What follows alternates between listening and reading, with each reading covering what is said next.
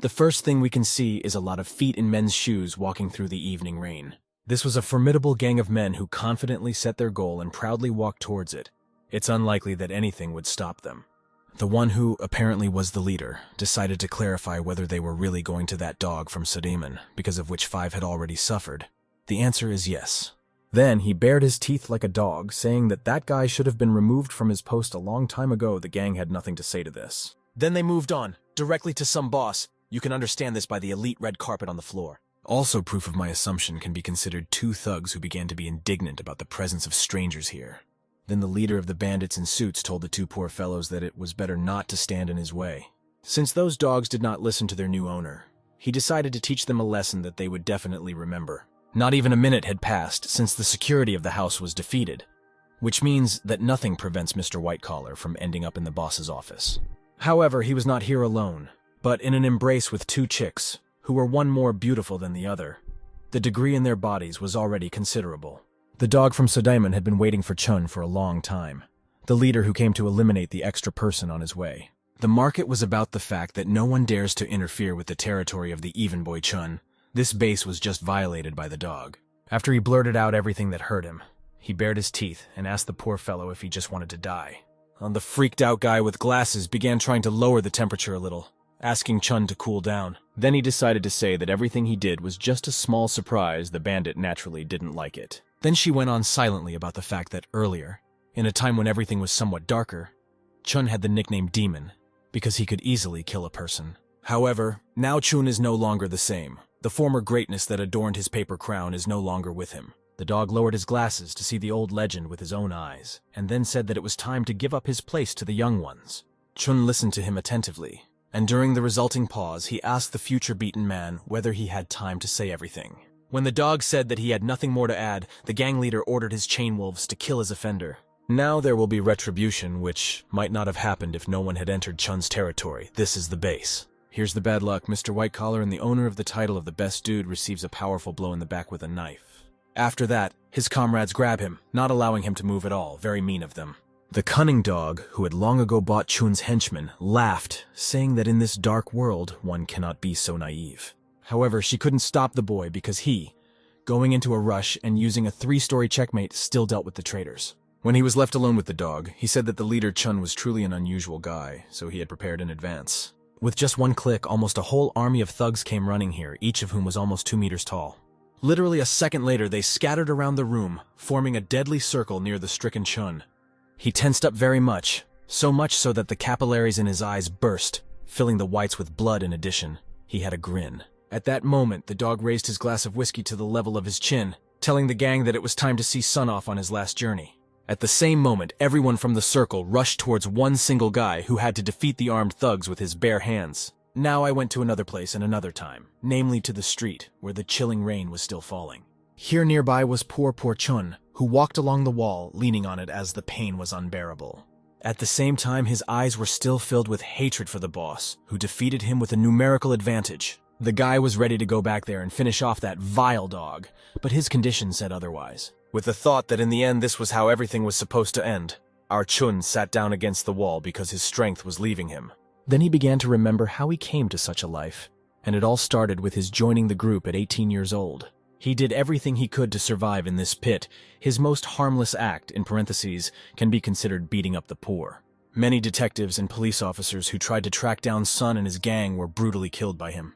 And the number of people he managed to cripple is impossible to count on 50 people's fingers, even counting on their feet. So our poor fellow spent 20 years on his way to becoming the leader of a gang that took over the entire Incheon area.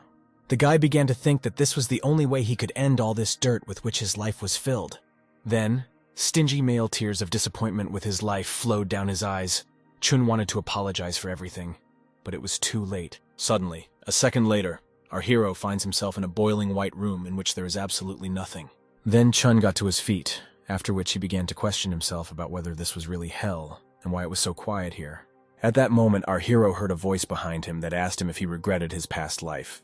Since this doesn't happen to anyone in ordinary life, Chun naturally asked what was going on here, with a slight pinch of obscenity. When we repeated the question again, he became even more angry, telling the owner of the voice to come out into the light.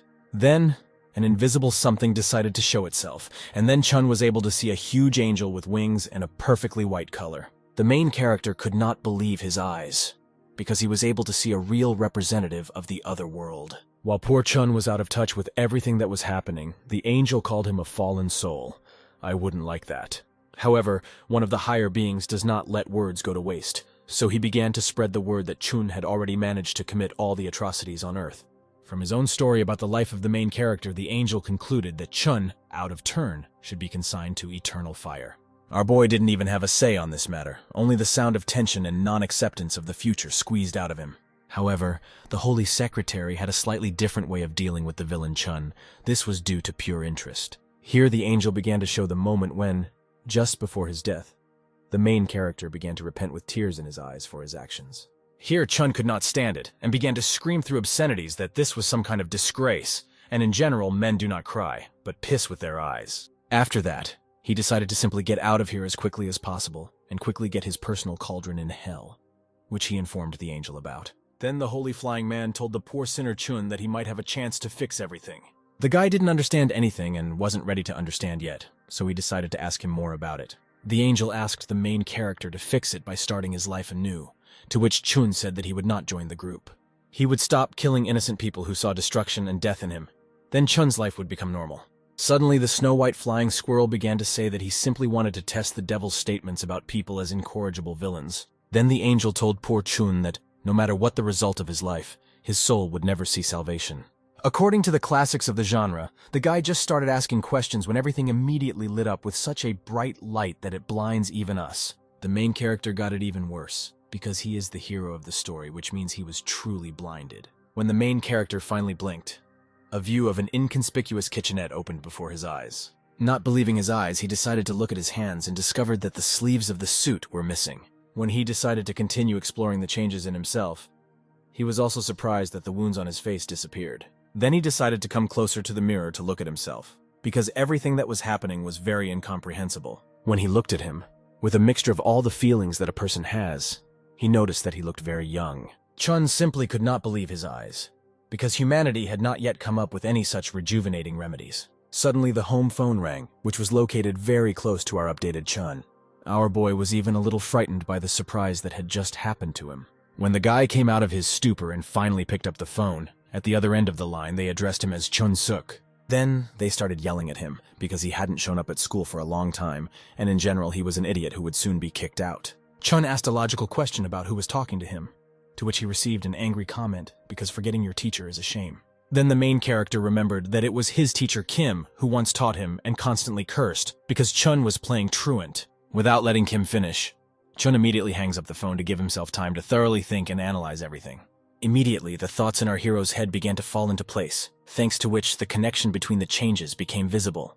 In addition, on the wall he found a calendar with the 12th number on it, with which our hero has some memories. Having added up everything that our Chun could find out, he came to the conclusion that his decrepit and old carcass of a bandit ended up in his own young body in the past. Immediately his eyes filled with tears of joy, because he really had a chance to fix everything in his life. Then he fell to his knees, after which he began to almost sob. You can understand him, because his past life cannot be called bright. During his acceptance of the situation, he began to thank the Almighty for helping him in such a difficult time, and promised that this time he would live the life of a normal person. When the guy was able to calm down, he began to get ready and put on his school uniform, because now he would not play truant. After some time, the guy was able to understand the last words of the angel that his soul would ultimately not be able to find peace. However, for him at this moment in time, it did not mean anything, because he had a second chance at life. He has the opportunity to radically change his whole life. He has nothing more important than this at this moment in time. When Chun went to study, whistling something under his breath, he told himself that now he would be a diligent student at school and would not commit all the vile atrocities. The main character was glad to be back in his native neighborhood, albeit not the most civilized one, but it was an echo of a serene childhood. Suddenly, our guy was called out by some guy in a shirt, next to whom was some guy. Our Chun remembered Goldilocks. It turned out to be the local bully Kim, who asked the guy why he was heading to school during lunch. Chun admitted to us that for some time he hung out with this shameless guy.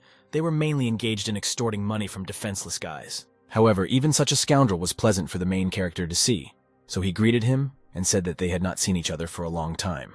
We should not forget that at this stage of Chun's life, he is only 18 years old, and he greeted Kim on a first-name basis. Goldilocks did not like this because he is older, and according to their laws, it is simply necessary to address elders as you. It was with this presentation that Kim ran into the clueless Chun, who was somewhat surprised by such intensity of passions.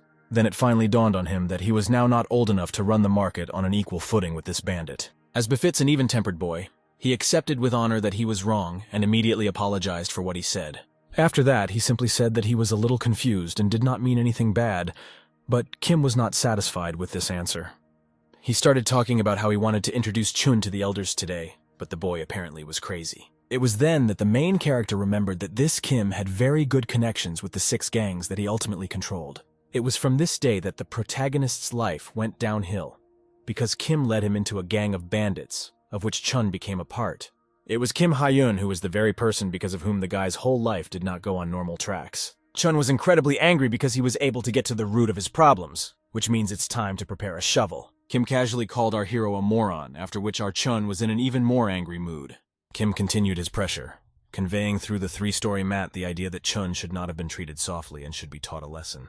Here the main character sharply and menacingly told his offender to cover his mitten. He was already surprised. Then the guy switched to harsher methods, grabbing Kim by his unfortunate face and squeezing his jaw. Chun said that he was just a real bastard who didn't deserve any pity. There was a no-name standing nearby who decided to stand up for his brother, who was just attacked by Chun. He hit the main character in the face with all his might, but he was able to catch the fist flying at him in mid-flight. After that, Chun looked down on him, asking the guy a question about what it was just now, and how he dared to hit him. After that, the main character hit the short-haired woman, telling him that he shouldn't dig his own grave. So this poor fellow set off on a trip around the world, by the way. We never learned his name, but God bless him. Chun, by the way, noticed that he didn't even remember the name of this bastard. At that time, Kim was freaking out in pain. Then he was able to squeeze out the words that Chun had already gone completely crazy. But he was not destined to finish. One of the main character's missed boots flew towards him. The blow was so strong that Kim could not stand on his feet. Then the main character put his right foot on the undressed idiot, showing all his superiority. Chun decided to return to the conversation from which the whole beating began because his ego could not just stop it all. The truth kept spinning in his head that it was because of Kim that his whole life had rolled like a bottle down the highway. The boy was still in the same shock of what was happening, because in his memory literally just yesterday Chun was different. The main character decided to take out all his pain over the past years, when he was a bandit and robber on Kim. He began to cover himself with his hands and shout that Chun should finally stop beating him, because he was already lying there. Then the main character remembered his own words, spoken just before his death, that he would like to live his life differently. Then Chun's fist, which was ready to beat him half to death, began to slowly unclench, which meant the first step towards a better future. Chun decided to turn to Kim, who was still lying on the asphalt and was shocked by everything that was happening. Since he was very slow and dull, the main character decided to speed him up a little with his pressure, in the literal sense of the word. When Goldilocks tuned in with all his vibes to Chun's wave, the main character told him not to come into his sight anymore. He also added that if they want to give up their lives as soon as possible, then let them just come to him. Kim at that moment called the guy a crazy idiot to whom something happened that made him go crazy. Chun simply walked away, not paying attention to him, praising himself for holding back and not ruining his life with a group of assholes. Now our hero has nothing to do with the bandits. His life can finally become absolutely normal. So our changed Chun was able to make it to his school, where he once studied, but mostly skipped. Now before our eyes is a little man who has already managed to acquire a territory with a bald lake on his head. He immediately told the guy that he urgently had to leave this school as soon as possible and not appear here again. Then this little man, who is also a teacher, began to read entries in the journal that Chun had a lot of omissions and comments. After voicing a huge list of complaints against the main character, the teacher said that there was nothing to do with such an attitude towards the school. The man continued to scream like a victim, at which time Chun was already seriously thinking that the old fart was in trouble. However, he immediately came to his senses because he remembered that he had been given a second chance to live his life normally. Gathering all his pride into a fist, he turned to the teacher with a request that they need to talk calmly. Stunned, Chun began to calmly explain to the teacher that he had seriously decided to take up his studies, so there was no point in ruining everything. He also added that he understands how rotten he is as a person. He regrets that he tortured the children. He went on to say that he shouldn't put an end to his future because of all this. It was very unpleasant for him to hear that the teacher would simply kick him out. The teacher at that moment was in great shock, because he did not understand why Chun suddenly began to speak from such a position. In his opinion, the main character should have simply torn and thrown everything, and after that left school on his own. However, everything did not go as he thought, so he decided to take advantage of this because by releasing such a bully, it would reflect well on his teaching experience. Then he decided to ask the guy a clarifying question whether he was really going to change his attitude towards school and finally attend it. Chun said to all this that he was giving his word of honor. If he broke it, he would not resist in any way and would leave. After thinking a little, the teacher said that he believed the guy and hoped that everything would change. So our hero went straight to class number 2 to 4, where he would spend the rest of his school life. In this class, at the back desks, the guys were discussing the release of the new issue of Playboy magazine, as if I had heard a similar name somewhere. The most interesting thing was that they discussed all this very loudly, despite the fact that there was a lesson at the moment. Noise and cackling flowed throughout the class, when at that moment the heavy wooden door opened, preparing to let in a visitor. It turned out to be our beloved updated Chun, who immediately asked if he had even gotten there, since he had not been here for a long time. Since the guys, namely Chin and Chan, were glad to see the main character here, he definitely didn't go to the wrong door. The teacher was surprised to see the inveterate hooligan and robber Chun here. Such was his title. The main character, with a smile on his face that almost reached his ears, waved to the girl, as if he were greeting an old friend. The girl was slightly tense, and judging by the blush on her face, some pleasant surprise from such an act began to melt the metal of her heart. "There is a teacher in front of us." She introduced herself that her name is Hannah. After which she said that now she will teach the class where Chin and Chan study English, and will also be the class teacher. The guys sat at the desk and made fun of the new teacher, asking if she had a boyfriend. The girl became shy and asked to be quieter, after which she announced that the lesson was starting. Chin, leaning on his fist, still demanded an answer to the guy's account because it's not so difficult to answer often, as he said. He still didn't get an answer, so he decided to ask the girl. Maybe she hadn't met anyone yet. It seems the guy revealed all the subtleties of the girl. She became quiet and shy. But it didn't last long. She came to her senses and immediately shouted at them to stop saying nonsense, because the lesson was already underway. After that, the guy hit the table with his fist, which somewhat scared the new teacher. The guy said that it was all just a joke. You would think that Chin was attacking her straight away. The girl was truly frightened by the guy's actions. Lumps of tears even rolled into her eyes. Out of fright, the girl even tucked her skirt into her fist. The girl did not understand why Chun came. She wished that he had better not come at all. Chun now became interested in what would happen to their new teacher, to which Chin replied that it looks like she's leaving work. Suddenly, Chun appeared behind them and hit both of them on the head at the speed of light. Chun promised to do exactly the same blow on my head. If you, dear YouTube viewer, do not subscribe to the channel and leave a like with a comment, please save me from this tyrant. After that, he called them ill-mannered bastards, adding that the teacher was not their friend. And before the teacher herself, he bowed and apologized for being late and promised to be on time from now on. The whole class swore at the guy and were surprised that Chun himself was apologizing. This was not seen every day. The guy sat down to the guy with glasses and called him bespectacled and then asked them to study together. The guy with glasses moved the textbook closer to Chun so that he could also see. The teacher was surprised, because he never showed interest in studying. But the guy looked into the textbook so enthusiastically that Hannah did not believe that it was Chun himself. He looked into the textbook, trying to catch something from it, but so far it was unsuccessful. The guy didn't understand at all what was written there, so he decided to at least pretend that he was studying. Suddenly, during recess, some guys came up to our hero and asked him what it was just now. But the guy calmly said that if they want to answer, let them attack. But after that, the guys lagged behind the hero. Chun said that he just decided to live a normal life like everyone else. The guys did not understand what Chun wanted to say with these words, so they stood in bewilderment. But our hero just gave Chin a kick and told them not to stand there, but to go to the dining room because our hero was hungry. In front of us is a girl with brown hair. She holds her elbow with her right hand. Our hero bought himself some juice and aggressively opened the straw, after which he put it in the box. After he put in the straw, he decided to try this apple juice. The guy loved this taste, and for the first time in 20 years he felt it again. He was incredibly happy. Chin and Chan asked our hero what 20 years he was talking about. What happened to him while he was away? To which he decided not to answer, because the guys wouldn't believe it anyway. Suddenly, a pretty girl appeared on the guy's way. She told our hero that Khan wanted to see him and offered to take him to him.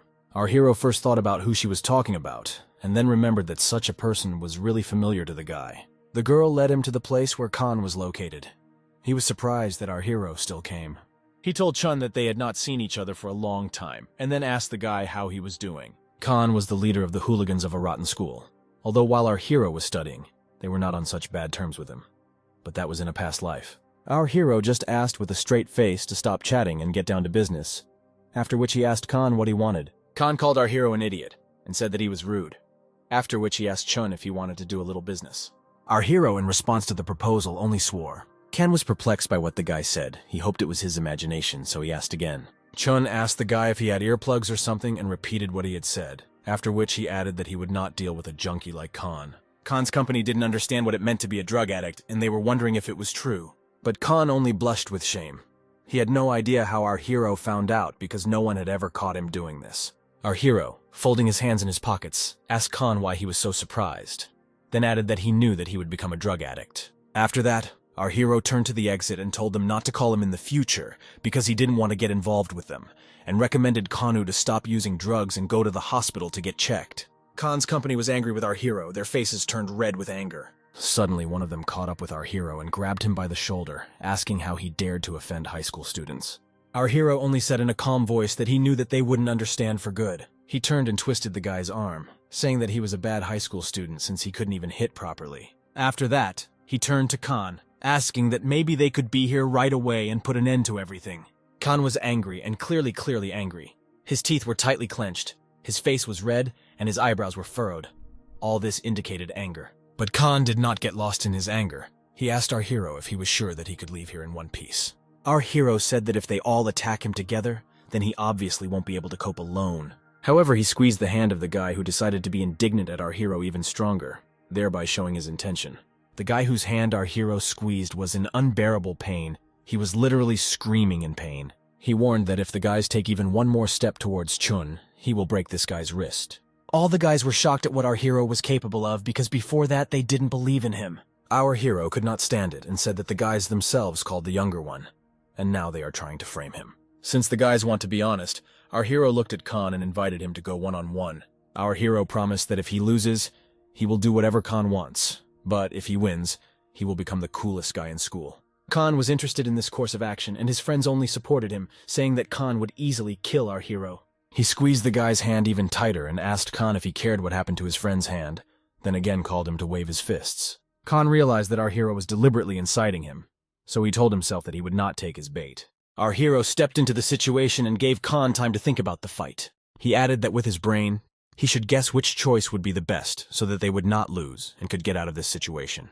Khan understood and accepted everything, after which he told our hero that he forgives him for the last time and asked him to let his precious friend go and disappear from here. The other partners were outraged by Khan's actions. They did not understand how he could simply let our hero go, to which the leader replied that he would deal with him, but a little later, because first he had to let go of the guy's hand.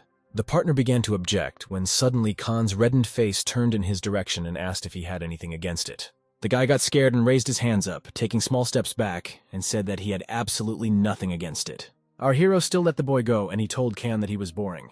Our hero turned around again and went out, telling the high school students to move. Having moved a couple of meters away, our hero was finally able to exhale. He promised himself not to get involved in adventures, but now he almost ran into a fight, and because of this, there could be big problems. Khan knew that our hero had always been cunning, but how he found out about his secret remained a mystery to him. He told himself that he would take revenge for today's humiliation. Let's move to the site where teenagers are practicing. They are doing a side exercise. But our hero did not lag behind, but he was bothered by the thought that he seemed to have figured out all the big problems. But now the main snag is what will happen next. Now he is studying and can get by for a while. But what will he live on after schools?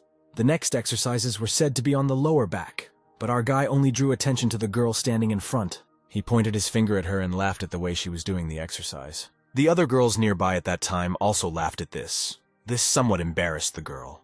When she turned to face our hero, it dawned on him that he had already seen her somewhere. When he suddenly lowered his gaze a little below his head, he saw a scar on her hand. He remembered the sweet, tearful face of this girl. It was also scared, all because of the high school students. They treated the girl cruelly, grabbing her arm, which is actually why she got the scar. The newspapers even wrote about her, saying that she committed suicide after being bullied. He remembered her clearly. He could even name her name. Her name was Jess. The guys continued to play basketball on the court, and our hero at this time was wondering why he didn't understand this right away. The second life that the angel gave to our hero, at first he was happy and grateful, but he forgot a very important thing. Kim, Kang, Jess, all his mistakes made in the past remained. Our hero told himself that he lived like the last piece of garbage. Suddenly our hero thought about going and apologizing to the girl. But, As soon as he looked at the field, he did not notice her in his field of vision. Suddenly, the face of a high school student peeked out from behind the iron door. Our hero wondered if they really took her and would abuse her. He couldn't allow that to happen. He rushed to this very door, only then realized that it was locked, so without thinking twice, he broke it off his leg. He immediately looked at the guys with an angry look and asked these freaks what they were doing. But he didn't wait for an answer and immediately kicked one of them into the stomach. The guy's partner was confused about what was happening and asked what Chun was doing. But our hero also prescribed it to his partner, and that guy sat there barely breathing and asked what our hero was doing. They didn't understand what they were guilty of, but our hero didn't even listen to them. He stepped with his foot right on the body of one of the guys. Our hero's eyes lit up with anger, and he said that he would kill these scum who bullied the girl. The girl looked at all this with tear-stained eyes. She was scared. But our hero couldn't give up on marrying a defenseless girl. Taking one guy by the t-shirt, he said that before things get worse, they had better leave. He ordered him to take his partner and get out of here. He also added that he would have killed them, but he could hardly stand it. After that, the guys got to their feet. One helped the other in moving, and they slowly headed towards the exit. Our hero only now realized that around this time Jess committed suicide, and with this, these freaks were kicked out of school. Our hero calmed down, realizing that it was not his fault now. On the contrary, she should be grateful to him. But as soon as Chun extended his hand to the girl's face, she turned away in fear. This was surprising for our hero, because this was not the reaction he expected. The girl looked at Chun with glassy eyes full of fear. Our hero did not understand why this was so, because she saw that he saved her. Our hero remembered their first acquaintance, how he stood and gazed at the girl who had dropped something. At their first meeting, there was some minor reason. Our hero selfishly asked her what she was doing here, adding that because of her, he couldn't get through. The girl apologized to the guy, explaining to him that she just dropped her pencil case. And our hero in turn passed by, telling her after her that she was a handy woman. Entering the classroom, our guy began to sharpen his lasses with his peers, telling how he hit some horse. Suddenly his gaze fell on the girl sitting to his right. He immediately recognized her. Our hero asked his friend why this bespectacled girl sits alone all day, to which his friend replied that she was an outcast from school. This somewhat stunned our hero. He couldn't even think about it. A friend explained that they call her an outcast because she has a depressed face and her behavior is horrid. Our hero was not going to mock her. He said that she was kind of stupid and infuriated him. One day, our hero tripped her and she fell, and he laughed and said that it was half out of boredom. This is how minor teasing turned into a daily habit. Every time he was bullied, the girl looked at our hero with pitiful eyes and asked him not to do that. After they joked with the girl, they decided to just skip school and play slot machines. Our hero remembered that after that situation, the girl was sitting exactly the same as now. Our hero repeated to the girl that he was not like those guys, although he was probably even worse, which is probably why he was returned here. The guy reached out to the girl's face to express his regret, but she turned away in fear. Then the guy reminded her about the scar on his hand and said that he was very sorry, which somewhat surprised the girl. The guy's cheeks turned red and he apologized to the defenseless girl. Before us is a full class of people. Each of them is busy with their own affairs. Some are chatting about nothing, and some are just relaxing. Chan and Chan, for example, sat in a slightly beaten mood. One of them even lost a tooth. Our hero, in turn, simply sat peacefully on a chair without provoking absolutely anyone with his speech. Only Chan did not start their dialogue on a good note, saying that he would file a statement against our hero at the cops. But our hero was not at a loss and asked the guy if he really thought that the police would solve all his problems. Our hero continued by saying that most cases of physical violence between minors result in a reprimand or short-term arrest, after which he said that he could do this after he is released. And after his speech, our hero hit the chest of the guy who himself provoked him to do this. Chun reminded Chun that he had done something. It was annoying, of course, but our hero saw everything and he told the boy about it. Voices were heard from peers behind them. They were interested in what Chan had done. Our hero angrily reminded the guy that he asked him which outcome was better. Chan was frightened by such pressure from our hero, which now seemed right, and began to cry. After which, the boy fell to his knees in front of Chun, and he, in turn, turned to the other guys who were carefully watching what was happening. He warned them to keep in mind that if our hero caught them doing dirty deeds, he would kill them immediately. The guys turned out to be not stupid and immediately understood everything, so they didn't even object. Our hero looked towards the class and saw everyone in it except Jess. Her seat was empty. Chun began to worry about the girl, so he decided to ask the bespectacled man for her and turned to him, to which he asked if our hero had called him. Sun said that there were no other bespectacled people here and asked about the girl.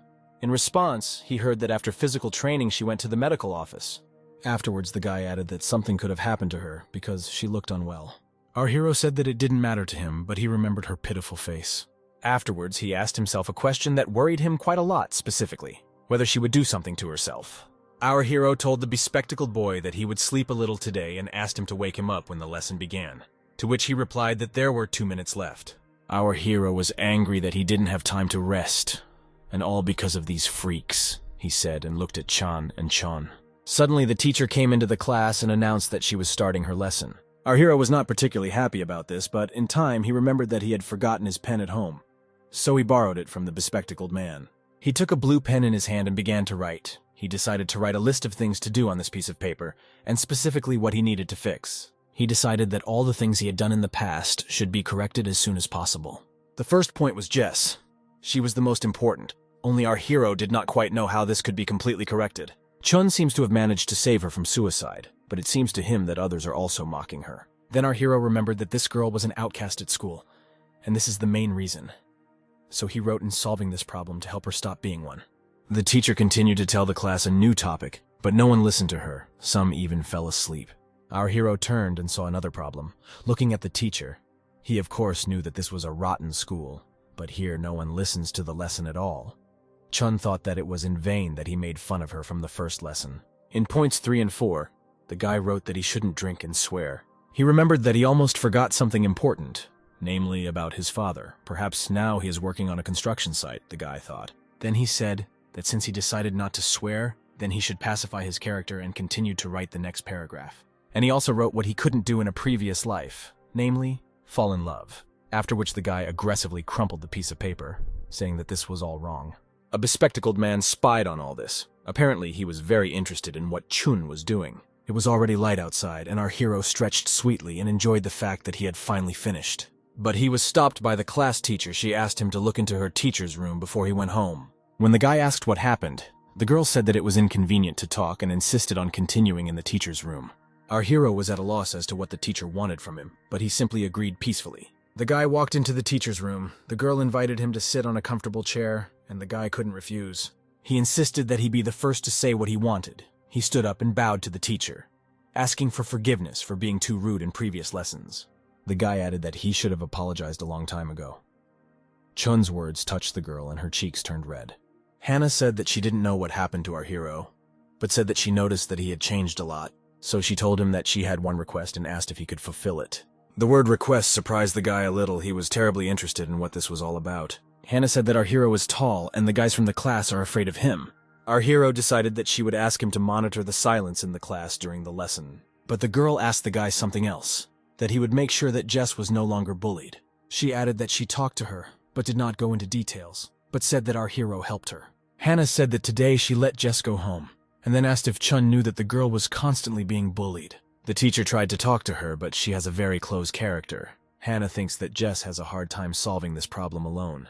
Our hero understood what the girl wanted to say, but he asked if she was sure that she could trust such a bully like him. To which she replied that he himself said that he wanted to change. Our hero was amazed that at least someone in his entire short life saw his efforts. Before this, our hero was considered a crazy idiot, but still, a teacher is a teacher. Our hero agreed to make sure that Jess would no longer be pestered by these hooligans. But in return, our hero said that he had one small condition. Our hero said this with a slightly angry face, which scared the teacher a little. Then she became so scared that she pressed her hands and shouted that he was a student and she was a teacher. But the guy just asked to practice English with him, which surprised the girl. Our hero is not going to go to college, but with English you can get anywhere. And he doesn't even know the alphabet, which is why he asked for additional classes. The guy was ashamed that he was a schoolboy, who didn't even know the alphabet. He was sure that the teacher would laugh at him. But the teacher said that teachers cannot teach extra classes, so she said that she would consider it a school elective and would try to prepare assignments. Our hero saw how the teacher was happy, and did not understand how he could be happy about this. He just asked for additional classes. The guy told the girl that if they finished he would go, to which she asked him not to worry about the tasks, because she would prepare everything. The girl was amazed that our hero himself asked her to study English, as she thought he had changed for the better. After the guy left, the girl said out loud with joy that she would teach our hero English. Our hero left the school building and headed towards his home. It was a hard day for him, because it's not so easy to become a schoolboy. After 23 years, there are still 2 left to hold out. Although, Chun thought, maybe the other way around wouldn't be so bad. Suddenly, the guy looked at the girl standing in front and recognized her among the others. It was Jess. The guy was wondering why she was still here because she was sent home. Suddenly, he caught up with her and made sure they were walking in one line, after which he told her that she was slow. After the girl looked at the guy in surprise, he asked what she forgot here, standing there all so unhappy. Chun told her that he had been informed that she was allowed to go home. He asked her what she was doing, to which the girl replied that she did not want to return home. Our hero did not listen to the girl further, but simply told her to go to school every day. He told her that he would teach her how to do it so that they would stop bullying her, and if anyone dared to do this, he asked her to immediately report it to him. The girl was surprised by such pressure from the guy, so she asked why she should suddenly do this. Our hero already nervously asked her if she was asking why the one who bullied her himself suddenly behaves like this, to which the girl replied that she did not mean that. Our hero said that everything was right. He skipped classes and mocked people like her. At first he scared her away with his hand, and then he simply took her and stroked her head. And he added to his actions the phrase that he wants to start a new life from today. The girl became embarrassed and thanked the guy for such a generous act. Suddenly, the guy sharply told the girl that she was still slow, because at some point she was supposed to get angry and call him an idiot. After that, the light turned green and the guy left, waving his hand and saying that there was nothing more to expect from her. The girl followed him and said bye, but he stopped and asked what she said, but the girl did not repeat her words. Our hero told Jess that she was boring after all and ordered her to go home. The guy called the girl a fool, and all because she was still grateful to him. Teacher and Jess, what did Chun do so bad to them in your past life? Our hero said to himself. Suddenly an angel appeared above him. He confirmed the fact that our hero is trying as hard as he can, but these are just a small part of his mistakes, the angel said, and added that he would watch over him. Suddenly, on the way home, it dawned on our hero that there was nothing to eat at home. The boy, when he finally found himself at home, looked at his already tattered and covered to-do list and was horrified by how many items there were. With the bespectacled girl and the teacher, the issue can be resolved gradually. But the problem at the moment is that Chun needs to somehow live after school.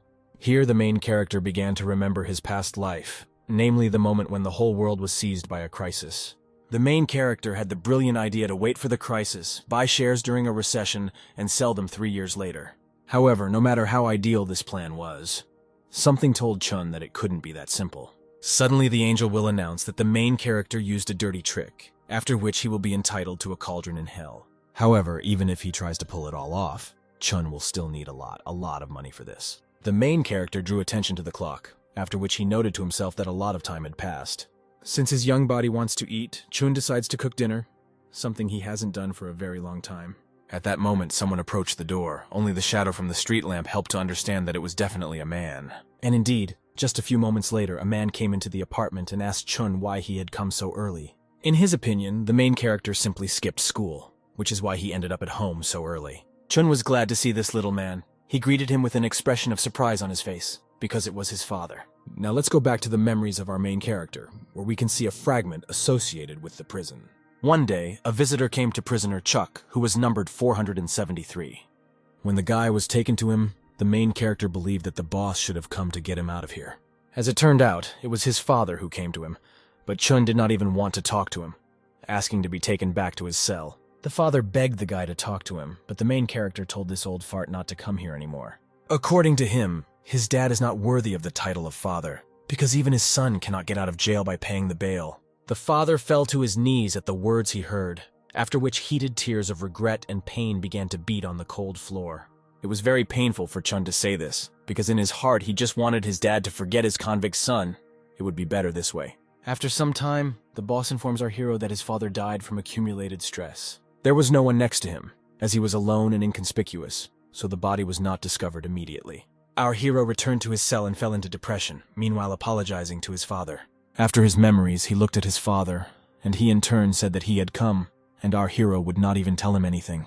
Our hero cooked himself noodles and invited his father to the table. He was surprised by this and thought that his son had done something again, but Chun simply said that from today on, he wants to become a good son, and once again reminded his father that noodles tend to get cold. Our hero's father went towards the bath, but he was wondering why his son was suddenly so good. Had he really come to his senses? Chun's father is alive. He himself did not think that such a simple fact would take his breath away so much. Father and son sat down at a small table and started eating. Our hero shared with us information that since childhood he did not love his father. For him it was natural, because who would like an alcoholic father who gives up? That's why his mother left home. As a result, Chun became a bully, at which point the father came to his senses and began to work hard. The guy thought at that moment that his father was trying to earn money for another bottle. But a little later he found out that the same drunk that his father had been before did not drink a single drop. However, our hero did not know the situation at that time and continued to walk along the crooked road. And the moment when his son was arrested, he fled, proving that a mistake had occurred, and his son could not have done that. Chun didn't understand his father then, but when he did terrible things, he was the only one who was on his side. Our hero could not resist all these thoughts and began to cry, and his father noticed this. He asked his son for this. But our hero promptly covered his wet eyes with his hand and figured out that it was because he put hot pepper in the noodles. The father simply asked why he put it there if he couldn't eat it himself. At this very moment, our hero was more grateful than ever to the angel. Grateful that he had sent him to a time when his father was still alive. It was deep into the night. Our hero heard some rustling in the corridor. It was his father. He was sitting on the threshold and his back hurt badly. Chun suggested that his father rest at home today, but he did not expect his son to wake up so early, so he asked why he got up. Our hero said that it's hard to sleep when someone is making noise here at 2 o'clock in the morning, and suggested that his father stay home today and go to the hospital. But in response, he heard that then there would be no one to earn money. After Chun said something he had never said before, he asked his father to be careful and not overdo it so as not to get hurt. The father was extremely pleased to hear such words from his son. He also wished him good luck at school. Our hero raised his head after his father left and turned to the angel. He said that nothing could be done, but by any means he must achieve success and ensure a decent old age, even if he has to go to hell for it. Early morning came. Our hero headed to school. Along the way he yawned, all because he did not get enough sleep. Somehow he goes to school for his first lesson. Now he will have to get up like this for the next 2 years. Suddenly, on his way, our hero saw Kim. There was a cigarette in his hand. Chun approached him to ask what he was doing here early in the morning. But the guy considered this as bullying. He didn't like it and he got angry. But our hero didn't like the cigarette in the guy's hands. He asked him if he had come to his senses, and ordered that he would now give him chapals at the speed of light. Out of fear, Kim tried to stay as far away from our hero as possible, but he just laughed and asked if he had gotten into his pants. Chun told Kim that he wasn't much of a gangster and advised him to stop suffering the bullshit and get a job. When leaving, our hero asked us to come to our senses and live a normal life, like himself. Our hero appeared in the classroom. Everyone was going about their business as always. Our hero thought that he had arrived early, and then everyone was already assembled, although he had never come to school at such a time before. Suddenly, he turned his attention to Jess. She, as always, was sitting at her desk alone and sad. Our hero decided to seat her with him, so he turned to the bespectacled man, asking him if he was busy. He politely asked him to switch places with Jess for a short period of time. The girl approached our hero and asked if he called her, to which he ordered her to sit with him. He began to look at her from different angles, looking for flaws and thinking about what should be changed. First, you should take care of her appearance, because beautiful girls are always and everywhere popular. He noticed her glasses and asked if her eyesight was very bad. After that, he reached out to her face to take off her glasses, but she got scared and moved away, and in the end, the guy managed to do what he was lured into. Without glasses, the girl began to look prettier, but she was embarrassed and asked Chun to return them to her. But he noticed that without glasses, the girl looked very good. The guy decided to check how bad she felt without them and showed 3 fingers, asking her to name the number, and the girl answered correctly. Just as Chun thought, these granny glasses make a normal girl look like a hillbilly. Our hero told the girl that from today, she will walk without glasses, but will be able to wear them to class. But if she wears them everywhere and always, then she will get them. And the guy pointed his finger at her and rudely said that tomorrow she would bring money to school. Tears rolled down the girl's face, but it shouldn't be like that, because this is not extortion. The girl said that she understood everything and would not say anything to the teacher for this. Chun said that she misunderstood him. From this day on, she will have to do as he says, and then her life will change. The girl was interested in this and did not object, so she simply agreed. Our hero lay down on his desk so that he could get some precious minutes of sleep before the lesson began. Suddenly, some guy flew into the class and immediately called our hero a moron. All my classmates were shocked by this boy's impudence. Apparently, this was all Chan's tricks. Our hero noticed his grin. Our hero raised his heavy head and asked who dared to disturb his sleep. This guy did not hesitate to say that it was him and added that he was challenging Chun to the arrow. Our hero was barely able to open his sleepy eyes to see the guy's silhouette. But when he saw him, he still didn't understand who this long-bearded guy was. The guy shared with him that information had reached him that our hero beat up his friends, and for a stupid reason at that. Chun turned towards Chun and asked if it was their friend. Our hero asked Chun if he didn't get enough. Why did he bring another guy? Chun kept trying to remember this guy, but he doesn't remember meeting him in a past life, although it's unlikely that he would have forgotten such a long chin. Our hero decided not to get involved with an idiot who was not in his past life, so he waved his hand and said that he forgives him, and asked not to start a scandal in the morning. After that, our hero yawned sweetly, saying that before the lesson began, he should sleep. when suddenly a shapal flew right into his face at the speed of light. Jess saw all this, and she became a little scared for our hero. Chan heated up the situation, shouting that it served him right. This guy has a piece of paper confirming that he is a boxer, and added that today he met his master.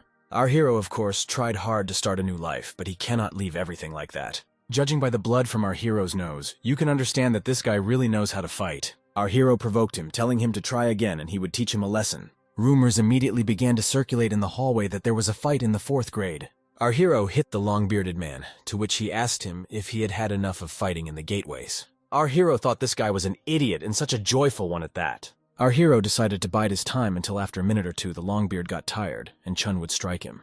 But the guy turned out to be not stupid. He immediately understood what our hero was up to. The blows from the guy stopped, and our hero considered this a great moment. The long-bearded man already had a plan in his head for how our hero would first hit and then fall openly. But our hero outplayed him, and instead of hitting him in the face, he knocked him out in the leg. By doing this, he brought severe pain to the guy, and Chun, in turn, said that this was not a boxing ring for him. Longbeard became angry again and ordered our hero to shut up. After that, he hit our hero in the face again. But our hero was not taken aback and praised the guy for such a cool blow. It is much better than the previous one, because Chun caught his hand. After that, he himself prescribed chapalaka for him, and in such a way that the guy's face became distorted. The guy still didn't believe that he had received a blow in his direction. Our hero found himself on top of the guy, and asked him why he fell apart and said to catch another chapalak. After these words, our hero's hand slid across the long-haired man's face. All classmates did not expect such a turn and watched in surprise. Jess, too, still worried with all her heart for our hero.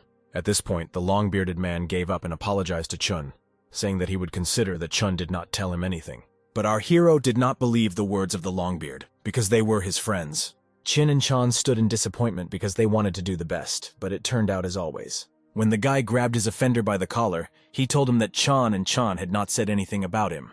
Based on all this, the main character made the assumption that it was not they who sent their brother, but Khan. The tear-stained boy with a huge chin said that he knew nothing and would not say anything now. Then Chun said that in any case, he would find out everything.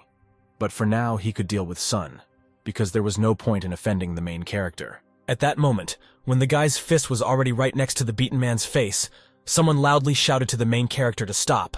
It was Jess, who said that the guy managed to get his way, which means there is no need to mock him anymore. At that very second, Chun stopped, let go of Sun, and went to the toilet, asking him to warn the teacher about this. When the guy reached the men's toilet, he turned on the cold water tap to wash his hands and soothe the pain. Here, the main character remembered from his life that he immediately beat everyone who caused him any discomfort. He also noted the fact that during the fight with the Sun, everyone who was nearby was looking at Chun. He believed that it was impossible to tolerate these views, so it was worth beating everyone who looked at him in order to get recognition. However, now Chun realized that all his adult life he had been mistaken and did not perceive the environment correctly. The glances of the onlookers, who were directed only at him, were not an impetus for recognition, but an indicator of fear. Every single one of them just wanted to leave this place as quickly as possible, so as not to expose their carcass to attack. So our hero talked to himself for some time, debriefing and thinking about how best to proceed. Another not-so-small problem arose that appeared completely unexpectedly. Khan, who was a great bastard, did not hide in the corner, as Chun imagined, but began to act on the sly. The main character, walking back to class, settled on the idea of prescribing an additional course of pussy to Khan, but remembered that the teacher forbade him to start a showdown. Before he could finish his thought, he bumped into teacher Hannah, who came around the corner with Kira's papers. Chun received a blow to his poor head, rudely saying that you should look where you are going. Later, he saw that it was his teacher, who suffered no less than himself, and she immediately began to apologize. The picture that he saw, which could easily compete with some Playboy issue, made the main character salivate. Without changing her position or trying to hide anything, the girl greeted Chun, saying that she was glad to see him. Suddenly, it dawned on her what it all looked like, so she immediately began to cover her place of origin. Chun managed to see everything, but I'll leave what exactly is a secret. The girl frantically began to ask if the main character had seen anything, to which he smoothly changed the topic to the fact that it was better to collect all the pieces of paper. When they began to collect papers from the floor together, Chun became interested in them, so he asked what they were and what they were for. The girl replied that this was all done for him alone, so she decided to immediately give everything to Chun. Since the main character asked her to study English, she prepared a special program for him, which included the alphabet and simple exercises. Then teacher Hannah said that they would move together slowly, but confidently. If there were any questions, Chun could contact her. When the main character finally found himself in class, he was touched by the fact that Hannah was bothering so much for him, putting her whole soul into it. and he felt a lump in his throat, so the guy threw away all the disturbing thoughts about Khan in order to take care of his development for his future adult life. Chun decided to immediately study English. Despite the fact that there was actually another lesson going on now, the bespectacled boy noticed this. The main character decided to ask him if she was pronounced like shy, and after an affirmative answer he called himself a genius. Suddenly the guy noticed that the teacher was talking about some kind of sword that was in the Japanese palace. Chun recognized it as a Korean sword, after which he asked the bespectacled man why this happened, to which he gave a base on Japanese-Korean history. After that, the main character said some nonsense about the Yakuza. It was so stupid that I didn't even remember it. This is how the lives of all school children passed. Lessons followed lessons, between which there were breaks to discuss their adventures. Only it was very hard for Chun alone, because today he had been thinking a lot. His brain began to melt. Suddenly, a bespectacled man approached him to tell him something, but he took a very big risk, because the main character was not in the mood to talk. However, he immediately cooled down when he learned that he now needed to move to another class, as there would be a music lesson. Then our hero came up with the idea of making this guy, useful in every sense, his friend. The bespectacled guy tensed up a little. Then he raised his finger and pointed it at the confused guy while he poked him, after which there was silence. Chun decided to somehow get out of the resulting awkwardness, so he asked the bespectacled man what his name was. So Chun and John went to another room where the students usually had music lessons. There was even a piano. Next, Chun asked his informant where he should sit, to which he replied that there were no seating rules in this class. The main character was happy with this situation, since he had just had time to work hard, so he would simply sleep it off in the back desks. Jess at this moment tried to sit down with the other girls, but they were not very happy with her company, so they kicked her out. So the girl took a place in the corner of the class. Her mood was low, her head drooped. The world became gray. Then Chun suddenly sat down next to her. The girl was even a little taken aback by his action, because she thought that now she would sit alone. Then he asked Jess if she liked sitting here and whether they should move to some other place. The girl was against it. Then the main character said that he didn't sit next to her on purpose, but just decided to try to study normally, so he chose the front desk. The girls, the ones who kicked out young Jess, began to whisper about something. Judging by their faces, the girl was clearly annoyed with them. When the lesson ended and everyone went back to their class, Chun was horrified by what was now before his eyes. Jess's entire table was covered with not very pleasant words according to the artist. The girl represents an ancient profession and is familiar with many men. The guy was simply angry, literally a small spark, and he would explode along with the whole class, but the girl stopped him. She said that you shouldn't worry about her so much. She's fine, everything is fine, and you shouldn't pay attention at all. The main character was completely indignant, because he could not even imagine how he could tolerate such an attitude towards himself. Since there was nothing else left for him to do, he simply turned around and left, telling the fool to deal with it herself. The girl tried to stop the boy, but he did not stop, and she began to rub off the inscriptions and wipe the table. Then the bespectacled man approached Chun and asked him if, after such bullying, Jess would be normal and cheerful again. According to him, while she was next to the main character, Jess was cheerful apparently. Communicating with Chun gives her pleasure. The main character immediately weighs the chapals on the guy, saying at the same time, since he doesn't like something, then let him go help the girl. Now let's move closer to the evening, when the shadows of everything in the world are already beginning to grow strongly, as if by leaps and bounds. The girlfriends began to break up into pairs, after which they went about their own business. Jess was left without a partner. Suddenly, asking if she was happy, a guy approached her, after which the girl turned to him in surprise. It was Chun who continued his interrogation with questions about Jess's desire to remain poor and unhappy. The girl immediately apologized, which seriously infuriated Chun, as he was infuriated that she was apologizing for everything. Then Jess reminded the main character of his fight with the straight chin. Then she stopped him because violence is bad. Chun agreed with her, but immediately asked if the girl would then endure all the bullying. He went on to say that everyone mocks her not because of her Lazovsky appearance, but because she allows herself to be treated that way. Chun was ready to continue his moment of moralizing, but Jess stopped him, saying that she knew it herself. She is fully aware that it is impossible to rate her video other than 2 points. She is kind of sloppy and stupid. Despite all this, she cannot do anything about it, since her request not to pester her will increase the amount of bullying. Then she began to say through tears that she just wanted to live calmly without harassment and bullying. Our hero listened to her, but was not ready to give any comment, yet Jess was still crying. However, everything went according to Chun's plan, because he wanted to see if this fool knew her true position, after which he led her along. They walked together like this for quite a long time, so the girl couldn't stand it and asked where they were in such a hurry. She didn't wait for an answer, so she once again persistently asked where they were going, to which the guy ordered her to just follow him. Our hero led the girl to a bright building. Jess's eyes were surprised at this turn. This building was an entertainment room. Our hero told her that since she was a nerd, it was probably her first time here. Our hero approached the slot machine, which had to be hit with force. He ordered the girl to look carefully, and he hit it with all his might. Chun tried his best to get a result that was above all others. The guys who were nearby and watched this action were surprised that our hero got the best result the first time. After listening to his praise, Chun told the girl that it was now her turn. Jess said that she doesn't know how. This infuriated our hero so much. He grabbed the girl and asked her to at least try before saying, "I can't." Jess carefully walked up to the machine, barely clenching her fists like a cat. Our hero couldn't look at it like that anymore. He approached her to adjust her stance, placed her feet shoulder-width apart, showed her where to grab her hands so as not to hurt her wrist, and also told her to look at the point where he would hit. The guy told her that the back muscles are important for striking, and while he was telling this, the girl became embarrassed by the guy's touches. To make the girl feel better, our hero suggested that she imagine that she wanted to punch someone. After Chun saw the girl's serious face, he told her to hit, and she immediately listened. She hit it with enough force for her. It was a little louder than she imagined. Our hero asked the girl if she felt relief, as if stress had been relieved. She answered positively. Chun told her that when he has problems, he comes here to hit him once or twice, after which he feels better. The guy couldn't stand it and asked her if she even agreed to be an outcast all her life. Because it's better to express everything, if you like it. It's good. If you don't like it, it's bad. The girl was a little scared, but our hero calmed her down, saying that yes, he himself mocked her, but now he is ashamed of it, so he says so. The guy extended his little finger to the girl's frightened face, and then he said that he would teach her to behave so that she would not be an outcast, and he promised to keep his word. He also added that even if he died, he would keep his promise, and then asked Jess to tell him if anything happened.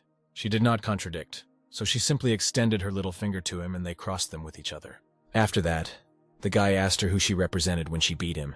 It seemed to him that it was him, but the girl denied it. Suddenly, Khan found himself standing on the sidelines and overheard the conversation between Chun and Jess. Afterwards, he smiled, because he finally had the chance to finish him off. Finally, in front of us is a school building that is already quite familiar to us. Jess was still sitting alone in the classroom. Her face looked like she was embarrassed. She recalled how she and Sun shook each other's little fingers and how he promised to fulfill his promise. While she was hovering in her memories, someone hit her desk with a hand. The girl thought that it was Chun, but that was not the case when she raised her head. Kan was standing in front of her. The girl didn't know him, so she asked him who he was. He, in turn, said that he was just a kind uncle who came to save her. The girl was scared. She didn't understand what it meant to save and from whom exactly. Kang said that he knows that Chun abused her, and she also has a scar from him. Kang put his hand on Chun and asked him if he thought Chun was a bad boy. He answered without a doubt that it was truly so. The boy had already gone bad for a long time, and nothing would help him. Then Khan came closer to the girl and began his bazaar that he was a prince who would help her. For this, she must go to the teacher's room and say just one thing. Jess must say that Chun bullied her throughout the year and also left a scar on her arm, and Kang and the guys will confirm this. The main character has already had many warnings before for all his insensitive actions, so he will definitely be kicked out, and Khan will take care of Jess for the remaining 2 years. Then the boy decided to remind himself, saying that he is the real king of the school. With his connections, anything is possible. Jess began to talk about how Chun began to change. Now he is completely different because he helps her so that she is no longer on the sidelines. It was then that Khan started his organ about how not everything was so simple, and the poor little girl was simply led by the nose. Chun probably realized that as soon as this girl snitched on him, he would be thrown out of here in an instant, which is why he runs after Jess. The girl turned away from Khan because it is very difficult to take this calmly. She began to realize that everything was false. Then the piece of vegetable began to rejoice inside itself so much that its arrogant face was able to squeeze out an equally arrogant smile. However, he had to bite the tuna because Jess decided to still believe Chun, because he was the first who wanted to help. At first, Khan was unpleasantly surprised by such a pleasant fact for us, but then he accepted it all and prepared for a new round. He grabbed the girl by her jacket and pulled her towards him. It all looked very rude. Khan began to threaten the girl, telling her to do what he said, otherwise she would have a sweet life. Then he began to tell the sucker that he was not completely stupid, because he had thought out a plan to neutralize him. These words brought tears to the eyes of poor and defenseless Jess. According to this big guy's plan, the schoolboy's heap with bats will be waiting for the unsuspecting Chun at the entrance to the school. The girl began to almost sob bitterly, because the person close to her would soon begin to be beaten. As happens in films, it is at this moment that our main character enters the classroom. Khan was completely unprepared for such a turn of events, because he had been taught a lot of degrees of protection against this problem. It was literally written on his face that Chun shouldn't be here. But Jess's face radiated some kind of hope for a better future. Chun at this moment was ready to tear up anyone who stood in his way, so I'll probably move away a little. Let's go back a little to the moment when a bunch of fools decided to attack the main character, but were unsuccessful. Here Chun said that he warned them not to approach him, because then they would be in trouble. So he stepped on the chest of one of the defeated enemies to show his superiority and carry out interrogation. Then he began to wonder if something strange had occurred to these bastards, or if the idiot Khan had sent them. The lying pig began to squeal and laugh, saying that Chun is not the smartest here, and he will soon come to an end. Chun and I unanimously began to ask what kind of nonsense this poor fellow was talking about now. Then the guy began to laugh again, and through his laughter said that Chun and that fool would be in trouble. It was then that the main character could not stand it and lifted the guy towards him and clarified exactly what kind of fool he was talking about. Surprisingly, she turned out to be Jess, so we need to quickly go to save her, but first we need to deal with someone. Chun attacked the crowd of schoolchildren who were blocking his path. He decided to deal with them as quickly as possible, because there was still a lot to do. Now let's go to school, where a gang of bastards was also waiting for our hero. However, none of them were lucky everyone got their share of stars. But bad luck, one of the idiots managed to attack from behind and break Chun's stick. The boy thought that was all, but Chun turned around and grabbed his poor head. And then he immediately hit him with his knee. This is definitely a knockout and the loss of a couple of teeth. The remaining guys began to panic a little, but like true boys, they did not piss. Reeking of their weakness, they decided to attack all at once in order to at least scratch the main character. Chun at this point went into a Dragon Ball fighting stance, reminding everyone that he told them to get away from him. As expected, not a single one of the offenders was able to walk, so the main character moved on. Thus, the main character found himself at the door of his class, where he saw a not very pleasant picture.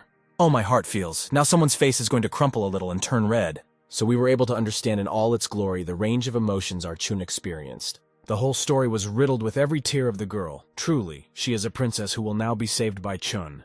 The main character shouted Khan's name so loudly that standing next to him you could go deaf. Then, as if trying to break the world-running record, he rushed towards the shameless man who was harassing the poor girl. Two pediburs who were nearby decided to protect their rat king, but immediately got their heads on their heads. However, the second one got a little less, because Chun is right-handed. While the main character was kneading the guys like clay, the sneaky Khan decided to take advantage of this and attack Chun. So our main character took flight, sweeping away tables and chairs on his way. Jess began to worry very much about our hero, because after such injuries some would not be able to move. Chun found himself lying on the floor, which Khan decided to take advantage of, saying that it was not worth messing with the elders. Then he came closer, after which he swung his leg at our poor protagonist. Chun assumed the position of being beaten, trying to cover as much of his body as possible from the blows. Kan was rubbing something in about how he shouldn't have come here, he's a king, and Chun is nobody, when at that moment Jess attacked him. She began to say that she would do everything, just let Kan stop hitting the main character, but she immediately received a slap in the face. Looking at all this, Chun screamed the name of this bastard while he was already in an upright position. When this damn shameless man turned to the source of the sound, a dish called the Fist of Justice was already ready for him. The client fully enjoyed its mild taste of blood, as well as the slight pepperiness of speed. As a compliment from the chef, Chun decided to throw Kong over himself. So this bastard flew in a parabola, demolishing everything that was in his way. The guys who were nearby were in shock that their leader had lost. The girl approached the exhausted Chun to find out if he was okay. She immediately began to apologize, because it was all because of her. But the main character did not listen to her, because he had an appeal to the bastards. As every idiot's eyes turned to him, he declared that anyone who laid a finger on the girl would be finished off. His anger will not spare anyone. It will also go to those who pester him for no reason. And even to those who are mischievous on the sly, Chun will figure them out and beat them up with stars. He decided to continue his rant against all not very humane people, but his speech was interrupted. A teacher came here who has his own personal bald lake. He immediately began to yell at the main character, because there was a conversation between them that if there was even one prank, Chun would instantly fly out of school. It's normal for the main character to tense up so much, because the teacher's next phrase was that Chun was expelled from school. With an almost imperturbable face, our hero sat down on his knees and stood in a pose of asking for forgiveness. At this time, the teacher was furiously yelling that Chun could only last 5 days without problems. Then he turned to Kan and told him that he would not simply leave him without attention. The guy humbly accepted this, saying that it couldn't have been otherwise, but he thought to himself that his reputation would be a little spoiled, but Chun would be kicked out of school.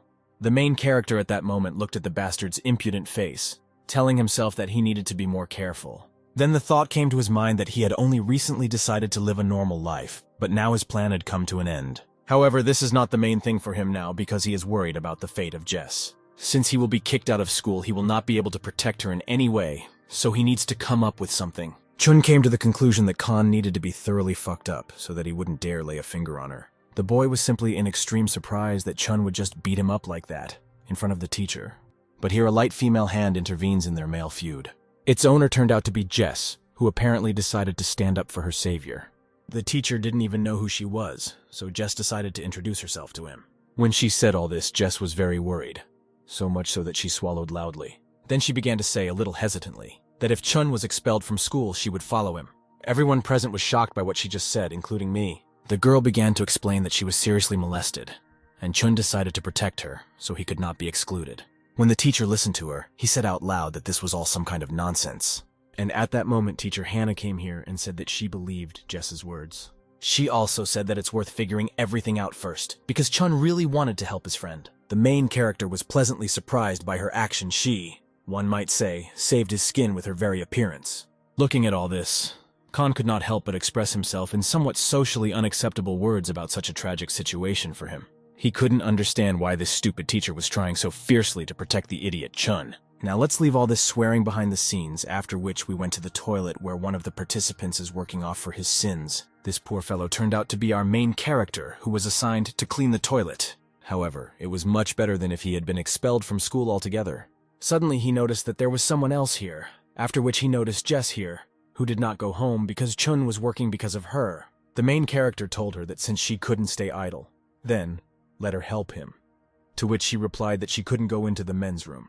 Chun then asked her why she did this. Just like me, Jess didn't understand anything, so she asked him what exactly she had done. Chun began to say that he heard Kang talking to her about how the girl could simply turn Chun over to the teacher. The main character bullied her a lot. Jess suffered a lot because of him. The girl could completely get rid of him in one fell swoop. She just had to tell the teacher about everything. Jess just said to all this that it was because Chun made a promise. He promised her that he would do his best to help her become better and change. The guy listened to all this, and at the same time thought to himself that the promises made must be kept, after which he said that his promise to help was given to Jess. The girl lowered her head somewhat and became embarrassed. At this time, Chun was thinking about something.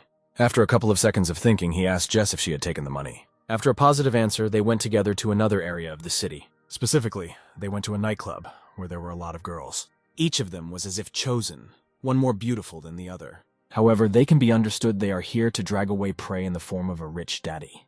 The girl was extremely surprised by her location, but the main character told her not to slow down. The girl began to nervously digest the fact that Chun came here to rent a chick with her money. However, at the same moment, a healing click was already flying towards her. The blow was strong enough that the girl's poor head flew off somewhat. Chun realized that the girl was thinking about some nonsense, so he asked not to waste time on nonsense and follow him. Therefore, they moved on, and one cannot help but note the fact that someone noticed this Shkolota.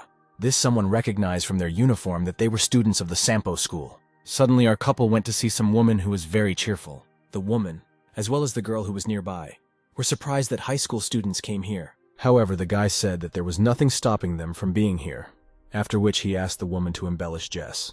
The girl was somewhat surprised by such an interesting request from Chun. As it turned out, this woman was a hairdresser, so she could decorate the girl with a new hairstyle. The woman noted the good condition of Jess's hair, and then asked when she last had her hair cut. The girl replied that, to be honest, it was her first time at the hairdresser, which was surprising, because all her peers often come here. The woman also noted Chid's beautiful deep eyes, as well as her smooth and delicate skin. Next came the interrogation about what school the girl was from. After the answer, the woman was very surprised. Because the school where Chun and Jess study was created for difficult teenagers, it is very interesting that there are such good guys there. However, when the girl looked at Chun, she said that perhaps the kids really study there. The main character did not like this. Suddenly, the girl standing next to Chun addressed him as a guy with whom she was flirting. The main character immediately decided to clarify everything, saying that he was still a schoolboy, to which she replied that it was not so important. Then she began to say that she saw him at the entrance, as well as the way he talked, and, in her opinion, he had not been a schoolchild for a long time. This is not surprising, because Chuna is actually more than 20 years old. Then she started pointing her finger at him, saying that something was wrong here. Maybe she saw through Chun. However, she simply suggested that the main character simply repeated a number of years in a row. However, this was not her last word then. She began to stick to the guy with renewed vigor. She crawled closer to him, after which she said that even though he was a schoolboy, he looked like a real adult. Then the girl became completely insolent, because she began to directly tell our hero that he could abandon this trap and go have some fun with her. Only our hero is not a mistake. After listening to this screed to the end, he told her that she was talking some kind of nonsense. Chun continued by saying that now the only loser here is herself, because Jess has probably changed for the better. Smiling from ear to ear, the main character decided to look at the result that the hairdresser achieved. And it was at that moment that she said that the new Jess could now be taken away, because she had finished creating beauty. When the girl looked in the mirror, she was very pleasantly surprised by the changes in her appearance. When the main character approached the girl, he said that at least her face appeared to the white light. Jess began to worry that she now looked somehow strange, which she asked Chun, who said that there was still something to work on. The woman decided to add her professional look here, saying that the girl has naturally good data, they just need to be emphasized. When the chestnut girl looked at the improved version of Jess, she envied her beauty. Chun added fuel to the fire by asking who the loser was now. Ultimately, the couple paid 10,000 won and then went about their very important business. The woman followed them with her eyes, thinking to herself that they looked more like spouses than a couple, as if they were a connection between a bad husband and a very good wife. When the kids were outside, the main character told Jess to go to the hotel and ask them to make the uniform a size smaller. All schoolgirls do this, so it's within the normal range. Suddenly, a passing man touched the main character with his shoulder, after which Chun stopped for a moment. The peasant warned the couple that the schoolboy had nothing to do here at this time, so they should quickly leave here. The main character was already ready to show his ego, but quickly came to his senses as he remembered this guy. His name was Chan Seung-soo. The first thing that came to Chun's mind, because of memories from the past, the main character followed the man to the turn with his eyes. Jess noticed something unusual in Chun's behavior, so she decided to check if everything was okay, to which she received a positive answer. However, our main character did not have the kindest and most cheerful life story with this guy. Once upon a time in his past rotten life, Chun killed this guy. Being a member of a gang, he was the first corpse on his account. With these thoughts, the couple went home because the evening was in full force, completely covering the remnants of the sun. It's a great time to relax and unwind, but Chun's thoughts about Chan haunt him. This guy was a key person in the Bomgo gang, which was an opponent of his Sampo organization. For eliminating this guy, the main character was promised a career advancement. Judging by the habits of this boy, he is currently building a career in a gang, and the territory where they met belonged to his gang. The main character began to think, because something is wrong here. Because in his past life at this time, he did not yet know Chan. Chun began to think that it was all set up by that angel. But then he came to the conclusion that these were still useless thoughts. Because for now, Chun did not care about him. Loud muttering under his breath was heard by Chun's father, who could not stand it and came to tell him to finally go to bed. The boy said not to pay attention to him because it was too early for his father to get up. After which he seriously accepted the fact that now he needed to quit free thinking and go to the world of dreams. However, our protagonist's sleep did not last very long, as he woke up in the middle of the night, tormented by thirst. The night was hot, so water supplies needed to be replenished, and other supplies needed to be drained. When the guy passed by the kitchenette, he saw a foggy figure standing in the corner, his back turned to him. Woke up, Chun mistook the silhouette for his father, after which he began to ask why he was not sleeping. But then he quickly realized that he was mistaken. It was Chan, whose skin was pale like that of a dead man. He did not stand silently, but said that he remembered how Chun killed him in order to rise in the gang. Chun began to deny, saying that he had not killed him yet and had not thought about it. But the dead man was not happy that the boy could do whatever he wanted. The ghost said that now the main character has his own personal sin, so he needs to atone for his death.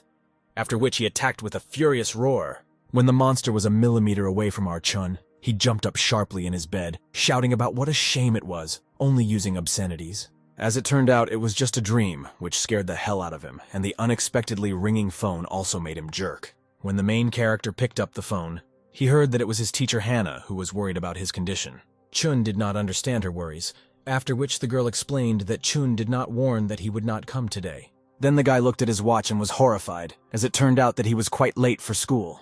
While the guy was getting ready, he scolded Chan in every possible way, because everything happened precisely because of him. The man's ear was actively itching at that moment. The guy ran as fast as he could to get to school as quickly as possible, because he couldn't skip school. He'd be kicked out.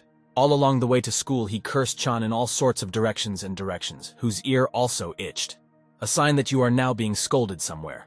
Now let's move to school, and specifically to grade 2 to 4, where our beloved main character studied. Suddenly, the guys who were there noticed a sharply opened door that hit the wall hard. This is the ball Chun, who ran here as fast as he could, but unfortunately, he failed to miss the first lesson. For some reason, everyone froze at that moment, and then the guy decided to break the silence by asking if they had seen anyone who was late. At that moment, two guys came out to Chun, namely Chan and Chan, who wanted to tell him something, but were very hesitant. They began to apologize for what happened yesterday, but they were not to blame. Since Kang asked them, Chun was angry. Because of this bastard Chan Xiongsu, the main character completely forgot that by defeating Kang, he became the new king of the school. Everyone saw how he sent the disgusting fart flying, and those who didn't saw it were told, so everyone knows about it. Chun decided to educate the little pussies, so he hit their poor heads. They didn't expect this. After that, he told them to apologize to poor Jess as soon as possible, and he would keep an eye on them so that they did not create chaos. The main character thought to himself that his new title was not very important to him in a previous life. He would have written himself with happiness. When the guy finally paid attention to Jess, he noticed that the girls were literally surrounding her. Everyone immediately noticed her new cool hairstyle, asked where she put her glasses, and said that it suited her very well. Chun began to analyze the fact that he put his soul into her to make her beautiful and give her self-confidence, but all in vain. When he took a closer look at her, he noticed that she somehow even became more open or something. Now she's not hiding from everyone. So Chun realized that he was mistaken, because although not big positive changes appeared in Jess. As they say, nothing happens for nothing, because our hero was informed that he was asked to go to the teacher's room. So our hero, through the curse within himself, went to the teacher's room, already anticipating how he would be scolded. When he passed by Teacher Hannah, she greeted him and also said that the teacher was not there yet. Then the girl asked why he was late. He had never done this before, to which he replied that he simply overslept. Hannah told him that it was okay. He could go to class without any problems. The guy just couldn't believe his ears. The girl also said that she would inform the teacher that Chun had come. The main character thanked her and bowed. Deep down, Chun was jubilant because he always knew that being a good guy would pay off someday. When he found himself back in his home class, he thought that this was all good, of course, but he did not take his lunchbox. Suddenly, Jess approached our sad and hungry Chun and asked him why he wasn't having lunch. Then she decided to clarify whether he would mind if they had a meal together. While she almost sparkled with happiness, the main character began to deny it, saying that he was not some kind of homeless person. He was able to calmly endure hunger. However, when Jess opened her lunchbox, which was filled to the brim with delicious food, he took it back. Chun took his portion, saying that so be it, he would do the girl a favor since she wanted it so much. Somewhere from a distance, a light female laugh was heard, followed by the phrase that Jess now also seduces with food. Then the bearer of this unpleasant phrase began to walk lightly towards the girl, saying at the same time that Jess would get her way by any means. The girl with the lollipop turned to the main character to call him to talk and cough up some question. The main character had nothing to say yet, because she didn't even know what kind of girl she was and why she needed him. Last time this crazy woman tried to somehow flirt with him. Chun played along with her, and that was the end of it. Suddenly, Jess told our hero that her name was Anna John. The guy was somewhat surprised by this fact. The girl was not happy that the main character could not remember her name. Her tension was transmitted directly through the screen. Chun pretended to facepalm, saying that this was a knife in the back, since Anna studied with him at the same school. The girl was even more angry because Chun told her to just get the hell out of there. The main character also added that he doesn't want to have anything to do with her, since she is too disgusting to him. After that, he turned to Jess to ask her to quickly eat with him, for he was hungry as a wolf. However, Anna couldn't just leave it like that, so she wished these two lovebirds happiness and prosperity. She even called Jess crazy, so Chun decided to find out why his companion was suddenly crazy. Laughing, Anna began to say that Jess's mother had been possessed by a demon and taken her away from the family, so that he could possess her too. After hearing the words, the girl was in a depressed mood, her head drooped, and tears began to form in her eyes. At that moment, the main character remembered how he asked Jess why she wasn't in a hurry to go home. Because her mother wouldn't eat her. Chun now understood everything. Now all the unpleasant words that came out of Anna's filthy mouth were an empty sound for him. The main character decided to interrupt the girl's monologue, stopping her with a light slap in the face, which was unexpected for her. Placing her palm on his heated cheek, she began to treat the main character as a real freak. Chun said that it was better for him to be next to a mad woman than with such a scoundrel like her. Jess, unlike her, is at least kind. Out of humiliation and pain, Anna decided not to stand aside, but to hit Chun's face as hard as she could. However, the guy immediately caught her thin hand, protecting her from breaking her hand on his powerful masculine face. When she tried to pull her hand back, she failed, because Chun did not let her go, saying that he was not crazy to just get hit with cabbage soup. The girl began to blurt out that her dad was a very big shot in the gangster world, a member of the Bamgol gang. Chun laughed in her face, telling her that he was not going to be afraid of some gangster. She attacked the wrong one. Then he decided to address all the students, saying that anyone who spoke to Anna would be considered an outcast. He also said that in addition he would beat up her interlocutors. Everyone could try to chat with Anna and check his words for veracity. After that, the sweet couple went to the school courtyard. Sitting on a bench, Jess asked Chun if everything would be okay with Anna. According to her, the way the main character treated her was too harsh, and you can't do that with girls. Chun began to pull Jess's cheeks, telling her that she shouldn't worry so much about that slut. The girl began to apologize. The main character began to explain to her that it was because of that fool that Jess had been bullied since middle school. The girl was very surprised that Chun somehow guessed this, however. According to her, Anna was not always so bad. The main character continued his persecution, continuing to throw mud at Anna, because she is even worse than Khan, since she only talks to everyone about her father. After that, the guy suppressed a laugh, as he remembered that from today on she would hardly be able to talk to anyone. The main character answered Jess's silent question, saying that with his action he would beat the crap out of Anna. A little later, the girl laughed lightly, saying that Chun was talking like a 40-year-old old fart. Jess asked the main character if everything would be okay with Anna's father, to which he said not to worry about it, and now it was time for them to go to class. Suddenly the girl asked the guy if it didn't matter to him that she was the pathetic daughter of a sorceress and a witch. Tears welled up in her eyes at that moment, because she understood that because of this fact, Chun might stop talking to him. Not finding anything strange in this, Chun decided to clarify what could change from the fact that he found out all this. According to him, this is not a crime. There is nothing critical about it.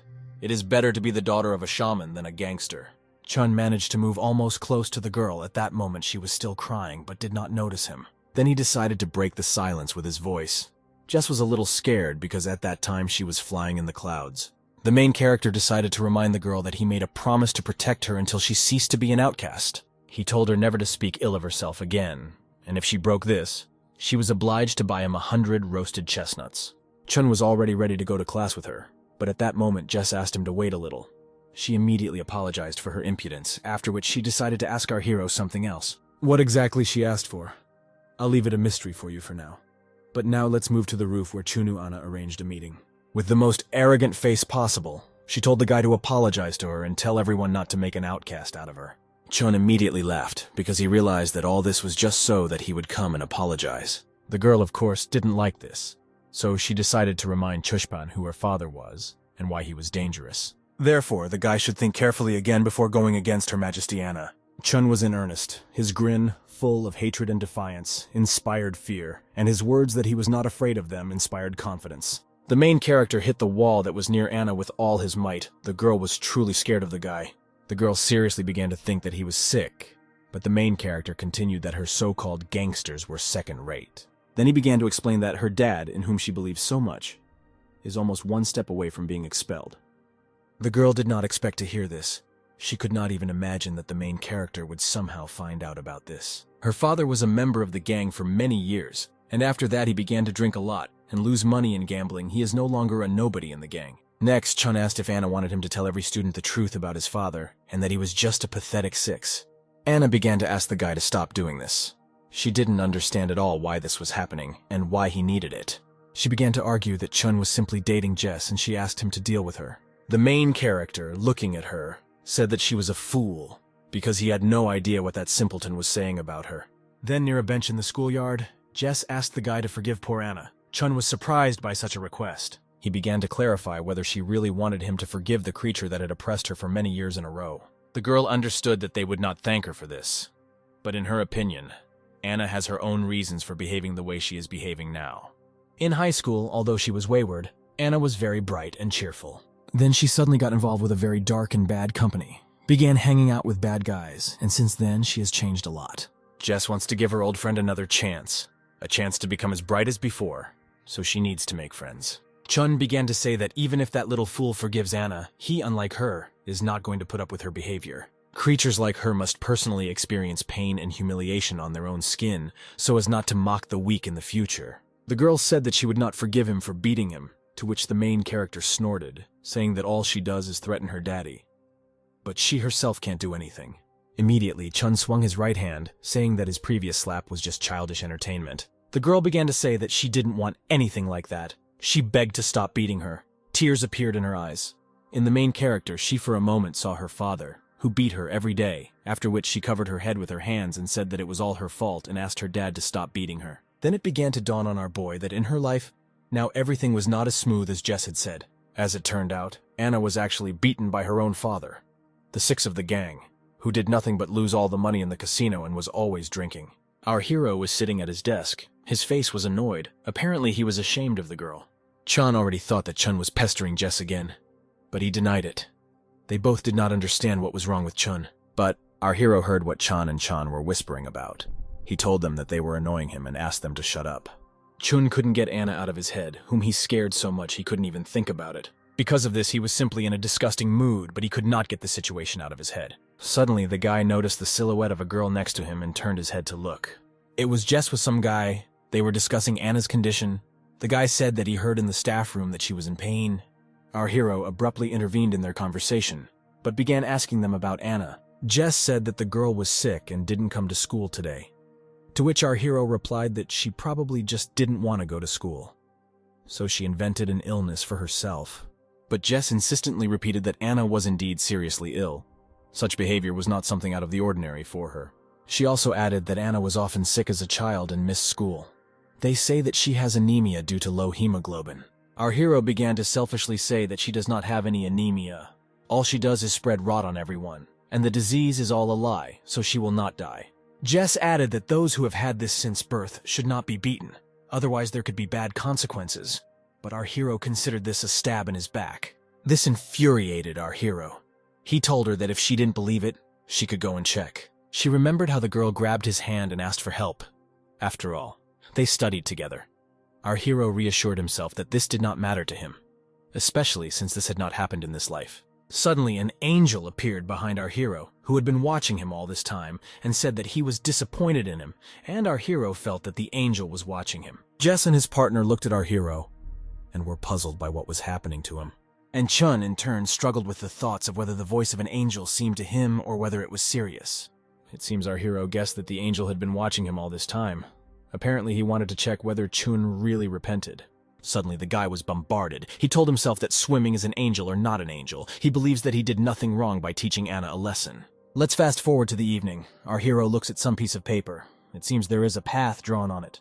Suddenly she led him to some kind of entrance. On it hung a mailbox with the inscription Chaedong Seok.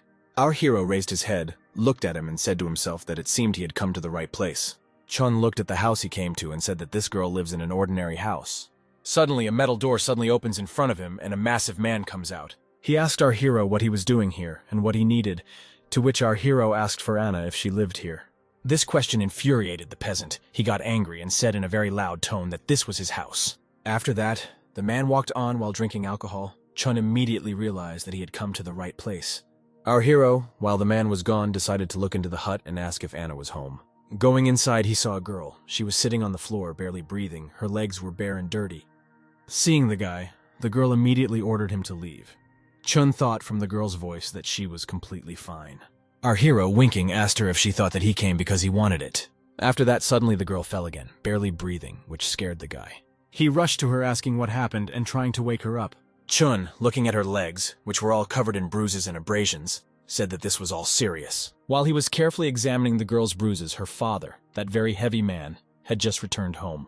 The man called our hero a thief because he broke into his house. Our hero, without thinking twice, punched the man in the face so hard that the breeze from his blow could be felt through the screen. The man was not at a loss, and in response also decided to hit the impudent person, running up to hit him well. But Chun was able to parry perfectly and put his knee up so that it flew right into the man's face. After his blow, our hero added that people like Anna's father have no right to be a father. Our hero, having finished with the pseudo-father, was about to leave, but heard the girl again begin to make wheezing sounds. He couldn't leave her like that. His conscience would eat him up. So he took her into his arms and decided that the hospital wouldn't hurt her. Suddenly another guy appeared behind him. He told our hero that the milk on his lips had not yet dried to walk on women. After our hero turned to face him, he immediately said that he had seen him somewhere, as if it was just yesterday. Then when he got a better look at our hero, he was even able to name our beautiful Chun. Our hero began to remember Anna's father. His name was Ban. He was the number 6 in the Bomgal gang. The truth from his past life remained the same. Even Chan was a member of this group. But even if so, then why exactly at this time did they manage to cross paths? Our hero apparently hit Anna's father quite hard. He was lying on the floor unconscious. Chan began to have a conversation with him. According to him, our hero crashed into someone else's house without asking, beat up the old man and wants to take the girl. After that, Chan's face stopped being cute. It turned red with rage, and he asked Chun if he even knew who this guy was, and who Chun hit. Our hero clearly said that he was a scum of society who has no right to call himself a father. That's who he is. This again angered the boy even more, a little more, and he would burst from anger that literally overwhelmed him. The girl, who was lying in the arms of our hero, again began to make wheezing sounds, thereby attracting attention. Suddenly, the boy told our hero that this would not work and ordered him to go to the hospital with her. Chan also said that he would deal with the old man himself. Our hero did not object to anything. After this, the bandit added that Chun was a great guy, that he decided to stand up for the girl, so he did not detain him, saying that they would talk later. Our hero carried the girl in his arms to the hospital, but his face was clearly unhappy with Chan's arrival here. The guy himself was surprised that some schoolboy was able to single-handedly take down a gangster, albeit a drunk one. In front of us is late evening and the emergency department building into which our strong gentleman brought the girl. Anna was placed in the ward. After the initial examination, she was given an IV so that she would return to normal as soon as possible. The guy looked at the girl with eyes that silently screamed about pain. He was worried about her, but tried not to show it. The nurse came and told our hero that just a little more and something irreparable could happen. Now they put her on an IV and checked her blood for iron. At this moment, everything is normal. She also added that the girl had a very weak immune system since birth, in addition to exhaustion and multiple beatings, so she asked to be careful with her in the future. Then suddenly our hero remembered how in his past life he had a not very civilized rest with his thugs in a bar. At that micro-party, one guy told our hero that he didn't think that Chun would actually overcome Byomgol. Chan's fan couldn't help but notice the fact that our hero is now the leader of Sampo, to which Chun decided to tell a little story. The main character, drinking alcohol and squeezing his companion, could not stop talking about how he killed Chan. Suddenly, the adult Anna grabbed his hand, after which she asked him if he remembered how they studied together at the same school. However, our hero did not pay much attention to her. He called the bar employee to clarify with him who this devil was and what she wanted. Anna began to beg our hero to take her away from here. At his slightest order, she would do anything. Chun looked at her with not kind eyes, after which he kicked the rogue away from him with all his might so that she would not block his view. Chun decided to ask her why he, such a wonderful mafioso, should help some skin from a pub. Regarding her words that they were once classmates, the main character said that he didn't even remember her.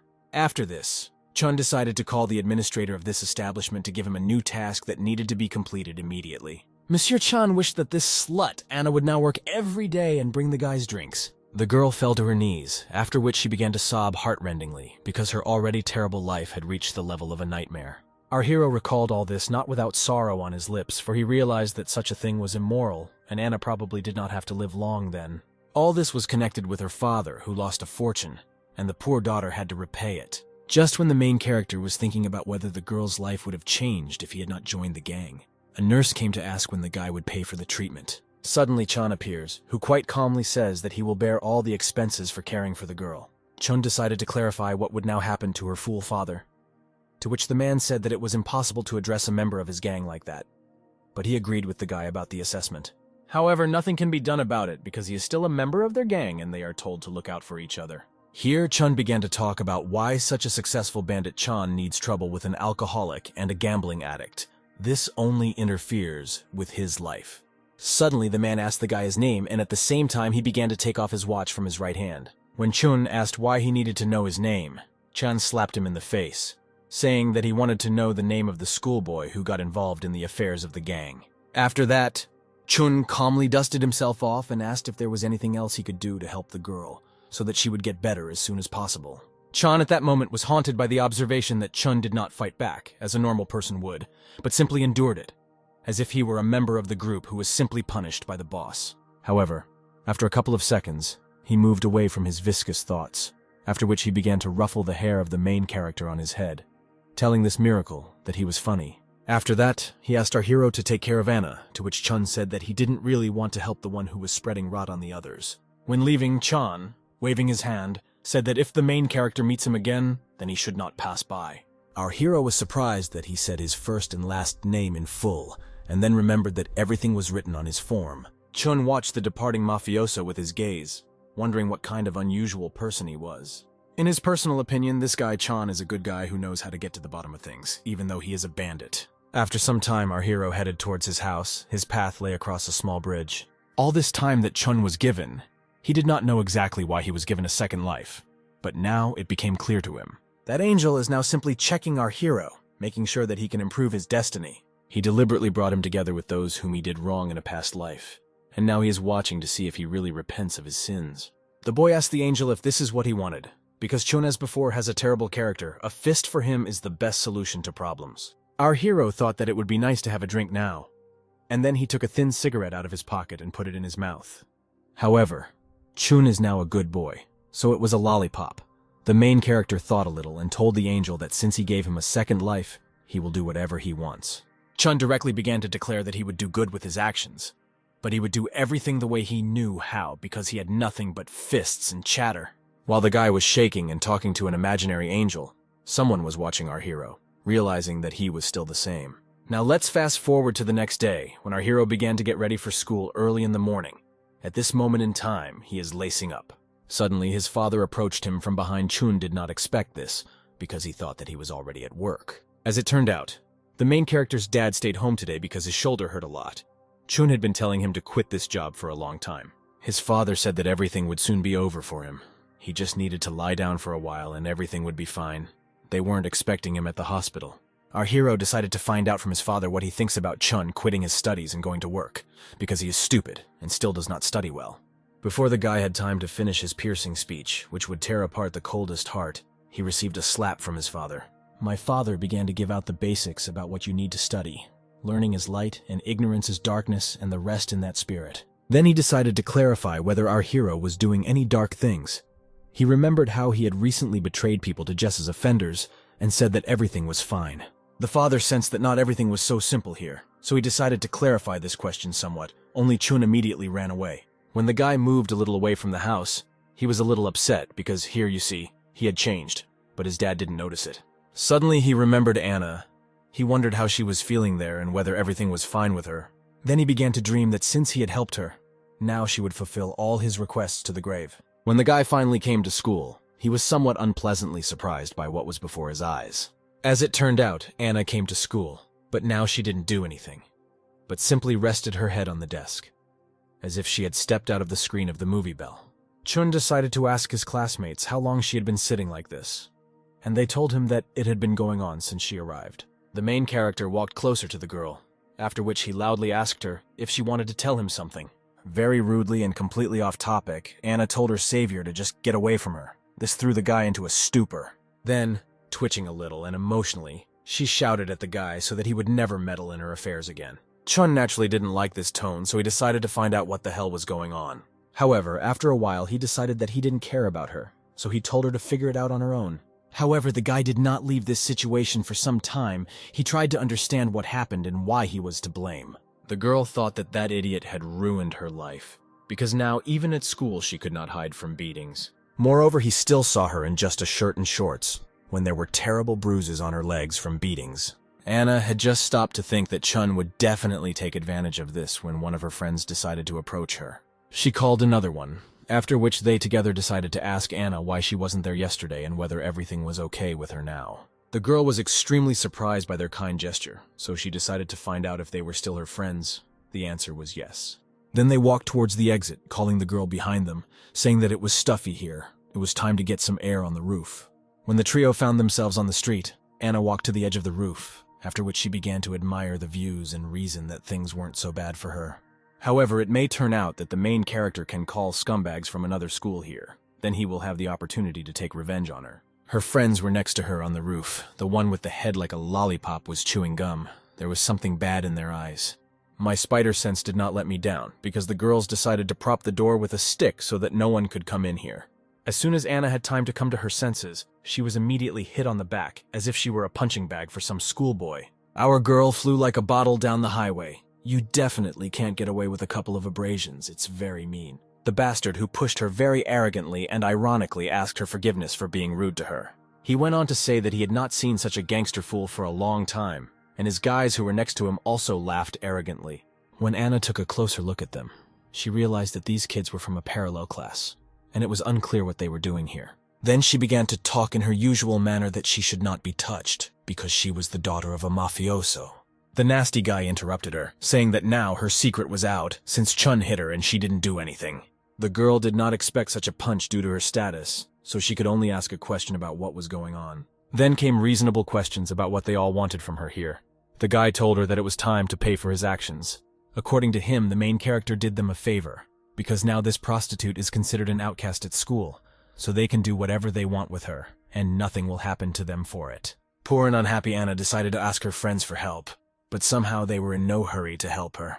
Then they began to say that they were infinitely sorry for her, but it was time for them to move to a new level. They said that this was all because she lied to them about her power, but Anna should accept such betrayal as retribution. So, the dirty paws of the bastards reached out to defenseless Anna, who certainly won't be helped now she was left completely alone. The girl had absolutely no intention of deceiving anyone. She just wanted no one to see her real face. Anna simply didn't want to be beaten outside the house. Beatings at home are already up to her neck.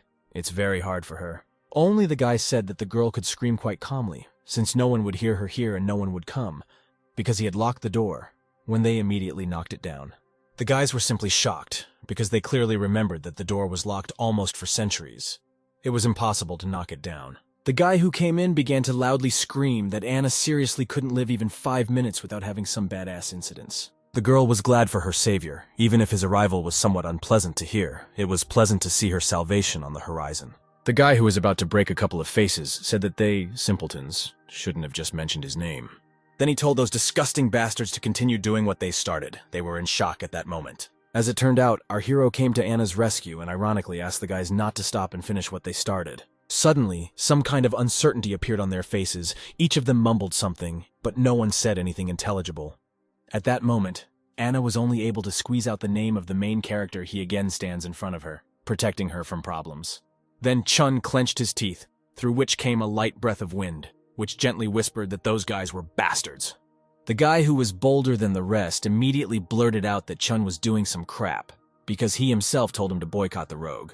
As soon as he managed to say that they just wanted to have fun with this bitch and nothing more, our hero's hand squeezed his throat. Chun raised this scoundrel with one hand, saying that he was no different from an ordinary bastard. Then the main character decided to put the dog in his place, saying that all he does is lick the strong ass, and as soon as he felt the power, he decided that he could do whatever he wanted. Chun let the idiot go, after which he told everyone to get out of here, while they must tell everyone that now anyone who touches Anna will get it from him. All the rot that was now on the roof immediately rushed to the exit. The girls ran ahead of the locomotive. So only a couple remained on the roof, consisting of Chun and poor and exhausted Anna, who was still on the floor. Suddenly she screamed like a victim, asking our great hero what was happening to him. The girl couldn't understand why Chun either oppresses her or saves her in her opinion. The main character just likes to mock her. To all her wild cries, Chun only replied that he didn't care about her future fate at all.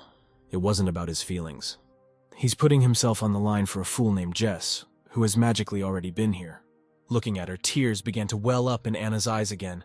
She was the one she didn't expect to see in Chun's company. Suddenly, memories of how she told the main character about Jess's mother came flooding back in her head. Chun called Anna pathetic because she incorrectly believes that all people are exactly the same as herself. While she got into bad company and pretended to be someone else, stupid Jess kept an eye on her so that she wouldn't have any problems.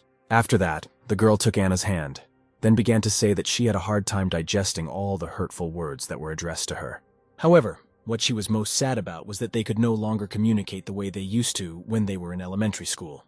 Jess said that someday she'll pluck up the courage and maybe they'll be best friends again, like they were before. Anna did not expect such a turn of events. From the overwhelming feelings, she simply burst into tears. She began to ask Jess how she could live so badly all this time. She tried to calm her down. Our hero watched this picture. It felt like he was now watching some kind of soap opera. The main character decided to look into the sky to turn to the angel with the question of whether he can finally start a normal life, because he managed to help everyone he had annoyed in his past life. But as it turned out, everything cannot be so simple. Not even a few days passed before the root of future problems appeared. It all started when a crowd of bandits began to beat up a poor worker, who, no matter how hard he tried to cover himself, got paid in such a way that mother don't worry. Some time later, the bandits retreated, after which they began to listen to how that poor fellow began to beg for forgiveness. The mafia boss who was in front of him asked him why he could be forgiven for such a person as he was. This scoundrel turned out to be the main boss of the Sampo gang, Cho, who scolded the guy for failing to protect the point. The boy began to beg the boss not to kill him because, according to him, he would be able to fully compensate for all losses. Boss Che said that since such a slacker promised to do anything, then they could definitely find a use for him.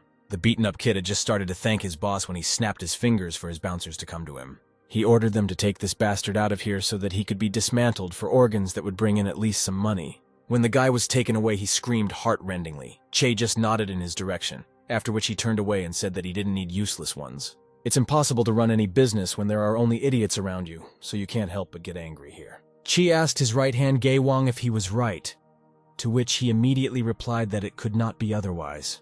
Then the boss began asking the guy if there was any guy who was at least half like Chan. Suddenly, Gay Wang said that he had such a guy in mind, after which he handed his photo to the boss, who was surprised, because he just asked about it. This photo depicted our main character, whom they managed to photograph on the street. The boss was a little underwhelmed by the fact that this guy was a schoolboy, but Gay said that he was a really good candidate. As soon as the boy began to explain that this Chun was already connected with the organization, Boss Che asked him to stop this joke. He decided to clarify the fact that Gay Wang was offering him, the boss of a huge gang, to hire some puppy whose milk had not yet dried on his lips. His right hand did not yet have an answer to this question. He simply remained tactfully silent, preparing a simply stunning answer. And so it happened. Gay Wang told Che that Chan himself apparently wanted to recruit this boy. A few days ago, his informant saw them chatting pleasantly at the entrance to a hospital in the Bomgol district. Listening to all this, the boss decided that the guy was simply preparing a new successor for himself. But this is not completely known. After thinking a little, the boss makes a decision, namely to bring this guy here so they can teach their enemies a lesson. Let's leave these gang wars for now and move to Chan's school, where at the moment there is a break. Here girls communicate with each other, discuss guys, in general do ordinary women's things. Here our main character appears on the horizon, going to his class. Everyone who saw him greeted him. Here, Chun began to think that only 2 weeks ago he became the coolest person in the school, and with his appearance everything became somehow quiet and calm. There's only one explanation for this. After the incident with Anna, any squeezing of money and harassment is now prohibited. Of course, at first all the hooligans tried to organize all kinds of boycotts in order to regain their position. However, our main character could very subtly hint that such behavior at school is now unacceptable. Suddenly, our hero was called by Jess, who was extremely happy to see him at school, and her friend Anna was with her. The first was now unusually friendly and cheerful, while the second was somewhat shy. Our Chun couldn't help but notice the changes in Jess's behavior. Now she has become a very bright girl, after all. It's not for nothing that she changed her hairstyle. Anna is now constantly tailgating Jess. It was clear that she was still ashamed of the way she behaved. Suddenly, Teacher Hannah appeared behind Chun, who said that the main character was not late this time, to which he replied that he had not been late for a week. The girl said that she didn't even notice how a whole week had passed. It should be noted that now she does not shy away from our hero. Kan, after he was so thoroughly beaten up, became a good boy, and all his sixes became silent, as if they had taken in water in their mouths.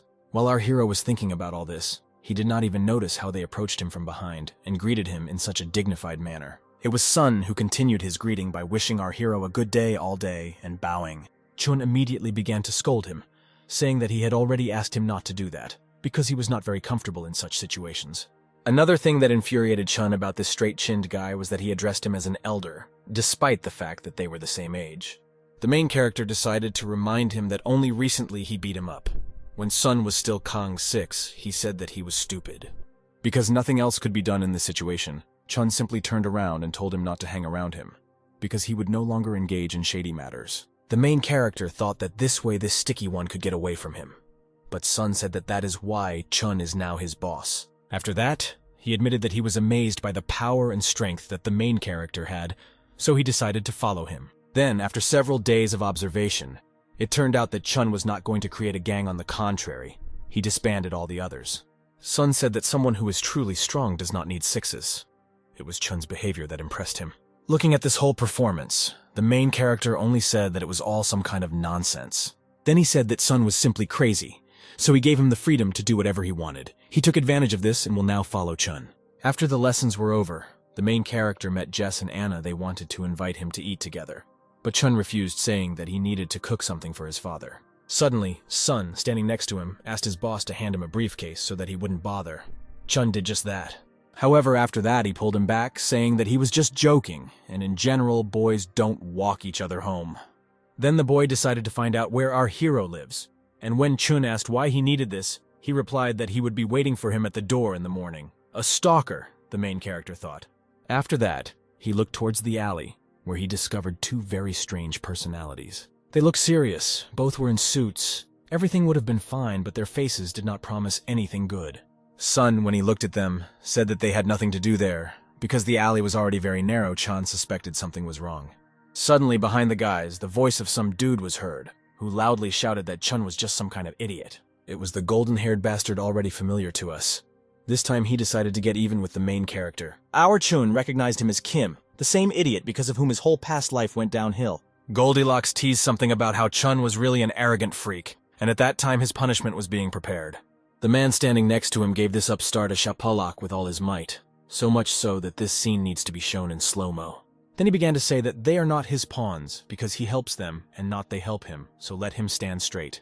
He then asked which of the two was Chun, then Kim, holding his sore cheek, said that the taller one with bright hair. The boy could not understand anything, because what the bandits were doing here at such a time and why they needed him were open questions. Then the man said that his boss was looking for Chun, so he should go with him to him. The main character was not happy about this. Sun began to wonder what kind of people they were and why they needed Chun, while the main character at that time was thinking that perhaps his life would now go downhill. Then he was visited by more haunting thoughts that perhaps it was all because he had dealt with Khan. After a couple of seconds of silence, Chun decided to calm down in order to finally think through an escape plan, because there were 4 against him. Sun stood aside and watched what our hero was doing. Our hero, in turn, ordered himself to discard his pitiful thoughts, because now is not the time to worry about others. The guy realized that our hero wouldn't just do anything nice, so he would have to teach him a lesson. But our hero ran straight towards the guy and coins fell out of his pockets. Chun ordered the guy to eat these coins, which made him terrified. He was literally bombarded with coins. It's a pity that they weren't 5,000. He sat down on his knees screaming about how much pain he was in. At that moment, Khan approached him, but our hero was not taken aback and swung at him, and then hit him on the back of the head. Our hero did a great job. Now all he has to do is break away from those guys. The man called our hero a small fry and said that he meant well because it was the boss's order. After that, he grabbed the long-bearded man by the head and asked our hero a question about what he was doing here. Sun stood in tears and shouted to our hero to run away while he broke the arms and legs of this guy. But the guy is not stupid. He heard everything that was said and he clearly didn't like it. He told our hero to run away if he wants him to break all the bones of his friend. Our hero understood perfectly well that it was impossible to leave everything like that, because if he went with them, then there was no telling what they could do to him. The man called our hero to come closer to him, reassuring him that he would not eat him, they would just go to the boss. But the long-bearded man did not give up his position and continued to shout to Chun to run and not think about him. He also tried to tell him not to do as they say, but the little man skillfully shut him up. A guy asked our hero if the coolest guy in school would really leave his friend in trouble. While the man mumbled all this, our hero found the moment to screw up. Seeing this, the man ordered his escorts to catch him, and if they don't catch him, then they will all have big troubles. After his words, the man suddenly pressed the long-bearded man against the wall, calling him a freak. After that, he menacingly asked the guy what he would do if they missed him because of him. But he only asked him who they all were and why they were doing this. The man told the long-bearded man not to shit his pants when he heard it. And then he said that he had now stood in the way of the Sampo gang itself, which quite scared the guy. Then he said that he needed to keep his promises, so since his friend ran away, he would have to break all his bones. The Longbeard asked him not to do this, to which the man replied that it was too late to regret. After that, our hero appeared on time as always, and hit the peasant for such words. Sun addressed our hero in familiar terms, which confused Chun somewhat. He asked the guy to decide whether he was communicating in you or you. After that, our hero told Sun not to slow down and run as fast as he could, and then did not forget to call the police. Suddenly, the guys noticed 2 big guys who were seriously intent on attacking them. Our hero said that he had to detain them. Sun stopped and asked our hero to run away together, because these 2 were from the Sampo gang. But our hero turned and asked if he thought this was something special, because Chun was the coolest in the Sampo school. After his words, without hesitation, he punched one of those big guys in the face and ordered Sunu to run, because such a weakling like him would only get in the way. These words slightly hurt the guy, but he didn't show it. He was also very worried about his friend. But he didn't object and ran. He asked our hero to be patient a little, saying that he would soon call the police. Chun turned and called the long-bearded man an idiot, adding that he asked to do one thing. And Chun himself stood up with his fists and asked, well, let's do a good deed. Meanwhile, Sun ran with all his might, repeating to himself that he would definitely save him. Suddenly some dude stood in the way of the long-bearded man. The guy had never met him anywhere before. Fast forward to our hero, he has real bloody battles there. After our hero had done everything, he finally exhaled, telling himself that everything seemed to be done. He then asked who these guys were and why the gang needed a high school student. Suddenly someone answered our hero, saying that he was just an unusual high school student. Turning around, our hero saw a guy dragging Sun along with him and telling our hero that it was not surprising that in Bombgal they could lay their eyes on him because the schoolboy was able to kill the guys from the gang. But our hero didn't really listen to him. He was more worried about letting his friend go. The guy asked Chun if this was all he could do, but our hero was already in the mood to hit him when suddenly he parried. After this, the boy told Chun that he was strong and fighting, but that's all he had. He added that if he continues to move like this, then his movements will be easy to predict. Our hero did not believe that he was communicating with him as with a small child. The guy added that even in the years when he was a gangster, it never came to this, and then asked our hero where he came from. He also said that without technology, it is just a street fight between hooligans. Our hero was truly scared of the guy. He asked the question why he didn't immediately guess. There is no strongest in Sampo. It's the strongest in Inchin. Our hero says that he clearly remembers the moment when he first saw the one who taught him how to fight in a past life. It was no ordinary day as they fought with a rival faction. At that moment, our hero forgot about everything in the world and looked blankly without taking his eyes off. Everyone in this fight seemed to have gone crazy. Only the one who taught Chun to fight walked calmly. Gae Wang, that was the guy's name, absolutely calmly pushed away those who made any attempt on his life. Despite the fact that at first he was busy with one guy, he managed to sense the danger behind him and react in time. The guys from the other group looked at all this. After some thought, they ordered theirs to remove him immediately. Gae Wang raised his head towards them and called them small bugs. The most interesting thing is that the guy moved smoothly and without unnecessary movements. He was able to kill about 15 people alone in one go. Until now, our hero was confident in his abilities and considered himself quite good in a fight. But that day, for the first time, he felt fear and respect at the same time. Despite being only a 6, from that day on, our hero begged him to become his mentor. Suddenly, our hero fell, hitting his back, and Gae Wang, in turn, called him a bastard and asked when he would finally understand. After that, he added that he had told Chun not to give in thoughtlessly, especially if he had a big difference in strength with his opponent. Based on this, it turns out that you have to be like a coward from behind. Gae Wang told our hero that apparently he had misunderstood everything from the very beginning. When our hero raised his bulk and asked the guy what he said, he immediately stepped on him with his foot. After that, he told Chun that he was a gangster, and a gangster doesn't need rules. He also added that cowardice and deception are for weaklings who constantly lose. Gae Wang advised our hero to use any methods and means and think only about victory. This is the only way to survive for such a pathetic dog like our hero. Let's return to real life. The boy asked Chun if he understood the difference between them, and asked if he still wanted to fight. Our hero tells us that it turns out that Gae Wang was already the right hand of the Sampo boss. Our hero will not be able to defeat someone like Gae Wang. This is a real monster that cannot be defeated alone. That is why our hero simply said without objection that he would go where he was told, to which the guy said that this was a wise decision. He also added that you also need to attack after you have studied the enemy. Our hero said that these words are different from those that one of his acquaintances said. He says that you should use any methods and means and think only about victory. Chun took advantage of this. He made sand fly at his opponent, right into his eyes. This was our hero's only chance, because now Gae Wang sees nothing in front of him. Therefore, our hero, without hesitation, decided to attack the enemy, had already warmed up and accelerated with his fist in front of him, when suddenly the guy caught his hand. Gae Wang told our hero that he was not bad, limited his visibility, and attacked him sharply. This is a good technique. However, he added, this also depends on the enemy himself, and turned on him with his fist. At this point, our hero pissed, sweat rolled down his face. He was disappointed that in the end nothing worked out for him. Fast forward to Jess. She was moving around the city with her briefcase at this time of the evening. Suddenly, on her way, she met Anna. The girl noticed something wrong on Jess's face and asked her what happened, to which the girl replied that everything was fine. She doesn't know why, but for some reason she's worried, even though nothing bad happened. The girl thought about our hero, who at that time was lying unconscious on the ground. He gradually began to come to his senses. He heard conversations between two men. One of them claimed that he had killed 4 of their guys. Our hero began to open his eyes wider and wider. These two noticed this. Having already fully opened his eyes, he saw Che and Gae Wang in front of him. Che laughed because our hero, as soon as he saw Gae Wang, immediately opened his eyes, and then asked if he had tormented him too much, to which Gae Wang replied that he had clearly taught a lesson. Our hero began to look around, wondering where he was in the course of events. He realized that his hands were tied behind him with a strong knot. She came closer to our hero, leaned over and called him a puppy, saying that he was pleased to meet you. He also said that there were a lot of rumors about Chun, he would be curious to see him, and then asked if our hero was interested in finding out who he was. Our hero tells us that he can't help but know this idiot. He's the Sampo boss. Damn, our hero was finally dragged here into the very lair of the Sampo gang. This is exactly what he told us. Sitting on a chair with his hands tied, while all the members of the Sampo gang looked at him.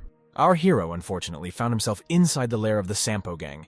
This is not the best news for him. The boss came closer to our hero, after which he began to tell him that he had recently become very popular, so he wanted to look at him. Then he began to think that, apparently, school bullies are now being selected based on their appearance. Suddenly, our hero got up from his chair, straightened his shoulders, and asked this old fart what he needed from him.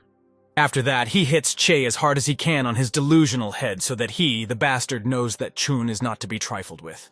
Yes, that would be just fine, but the main character's hands are tied so he can only hit the boss in the head. Then Chun began to reflect on the fact that he was brought here for a reason. These scumbags needed something from him.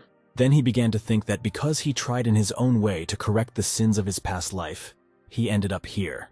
Gay Wang, standing nearby, decided to evaluate the fish that was in front of him in the net. In his opinion, something was wrong here. It was very strange that a schoolboy who was forcibly brought to the lair of bandits was sitting completely calmly on a chair. Moreover, Chun's words about using any means and thinking only about victory were not ordinary nonsense. There was something strange in his words. It was very surprising that such deep words were spoken by a schoolboy. A few moments later, our hero's face stretched into a smile, after which he laughed heartily. Boss Che decided to ask the boy why he was so happy. Let him tell him, we'll laugh together. Then Chun decided to ask if this whole situation in which he now found himself was funny, like a scene from an action movie. He further supplemented his words by asking why the gang leader Sampo himself was afraid of the schoolboy, so he tied him up. Ye Wang immediately blurted out that, apparently, he had not reprimanded him enough, since he was still able to give out such impudence. Suddenly, Boss Che laughed in our hero's face, after which he told him that he was still completely green. Then he grabbed the guy by his beautiful hair. Chun, which was surprising, didn't even move. The boss decided to ask the kid if he was provoking him now on purpose, because everything he does points to exactly that. The main character told him that he didn't know this for sure, so let them untie him first, and only after that they would talk. Then he asked a provocative question about whether Che was pissing, after which the boss said that he would untie Chun. Gay Wang immediately yelled that this should not be done, because the boy was up to something. He was not as simple as he seemed. After that, the boss turned to him and angrily decided to show him that he was actually in charge, so he just needed to do what he said. Chun, looking at all this, thought to himself that the boy was really very smart, but he couldn't go against the boss. We need to quickly think of a plan to escape from this unpleasant place. First, we need to free our hands and feet. Then he will need to capture the leader. Once he does this, then with his help he will be able to escape. Although even if he can escape from here, the thugs will still get him by any means. He already knows their power. Since our hero's plan would not be good enough, Chun decided to start thinking about a new one, but the boss said that he would now be unleashed. Suddenly, some strange sounds were heard, so the boss and Gay Wang were distracted by them. After a while, a man from the gang appeared from behind the door and rode up to say that they were in trouble. As it turned out, the bandits from Bomgol decided to attack them, so things are now very bad for them. Then this poor guy is kicked into the room as hard as he can, after which Representative Bomgol comes in. It turned out to be our friend Chan, who decided to joke about the fact that guests are greeted here very poorly. Then he decided to say that the guys here lack education, so he is ready to teach them good manners. Our hero was surprised by this performance. He did not even imagine that this could happen at all. Boss Che decided to ask the impudent man what he was doing here. Did he really want a real war to break out? Chan said that he had questions for Sampo, because he did not understand why they decided to start stealing children. A crowd of angry guys was already ready to tear him apart. They directly stated that they would kill him now. Gay Wang decided to talk to the boss about giving the order to beat up these idiots, but he told Chan to pick up the guy. The same one was somewhat confused, after which he decided to ask him again what he had just said. The boss repeated again that he could absolutely calmly take the guy with him and do whatever he wanted with him. Chan did not object, so he simply agreed with this proposal and decided to free the guy. So, our hero's hands were untied. He again got the opportunity to wave his fists, but for now this is not necessary. Chan told him that they needed to hurry in order to get out of this almshouse as quickly as possible. Suddenly, the boss decided to talk a little with his no longer connected guest. He decided to express his gratitude for the fact that he had a nice chat with him. They would meet again, but in a more suitable environment. Chun said that this is unlikely to happen, because he is not going to meet with him again. One meeting is enough. So the guys from Bomgol, with whom our main character went, began to move towards the exit to leave this establishment. At this time, Boss Che followed them with his gaze, thinking that it turns out everything was much more serious than he thought. This boy is a very, very valuable specimen because Jiang Xiongsu himself came for him personally. You need to get him. Then he laughed, and then told his right hand that their future story would be very funny. The guy had no choice but to agree with him, so he did just that, while being calm. All he had in his head was that there was really something wrong with the guy. He was too unusual. So the guys with Chun at their head ended up on the street. Chun began asking the guy how they found this place. The main character was told that first he needed to get out of here. He didn't like it, because he was tired of nonsense. Chun was still saying something about how he was completely in no mood to play these games right now, when he was grabbed by the throat. One of the minions pinned the guy against the wall, after which he said that he shouldn't grab the boss by the shoulder. Then he continued his conversation about how Chun came and saved him, but he was not going to coddle with him. Chun told the brat that if he didn't take his hands off him now, he would definitely kill him. Suddenly, the head of the group shouted that these two pieces of idiots should stop engaging in lawlessness as quickly as possible. He began to scold both of them, his own for daring to raise his hand against the guy, and Chun for jumping in with his questions too early. Chun's ward immediately began to ask for forgiveness from his boss, but the main character simply tisked, rubbing his throat. Then, having calmed down a little, Chun began his conversation about the fact that the Byumgol and Sampo gangs were fighting among themselves for Incheon. A lot of people are involved in this confrontation, and on each side, Chan and Gaewang can be noted as obvious representatives. The guys from Sampo had been suspiciously quiet for several days now, so he spent the entire day combing the area. Suddenly, some idiot boy with a square chin approached him. He, of course, did not remember his name. At that moment, our hero remembered that Sun had just such a stupid face with a straight chin. Then he decided to ask Chan where he was now, to which he replied that he sent his guys to send him to the hospital.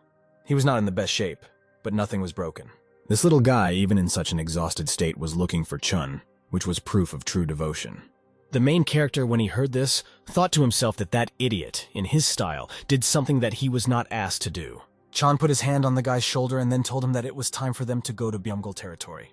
Chun told his savior to take his hands off him because he was not a fool to go into the bandits' lair of his own free will. He went on to say that there is no point in pretending that they are friends. Chun no longer wants to shine in front of Sampo. One of Chan's henchmen was already ready to kick this impudent guy, but the boss stopped him, saying that it was not worth it. While our hero walked towards his home, he was haunted by thoughts about what was happening to him.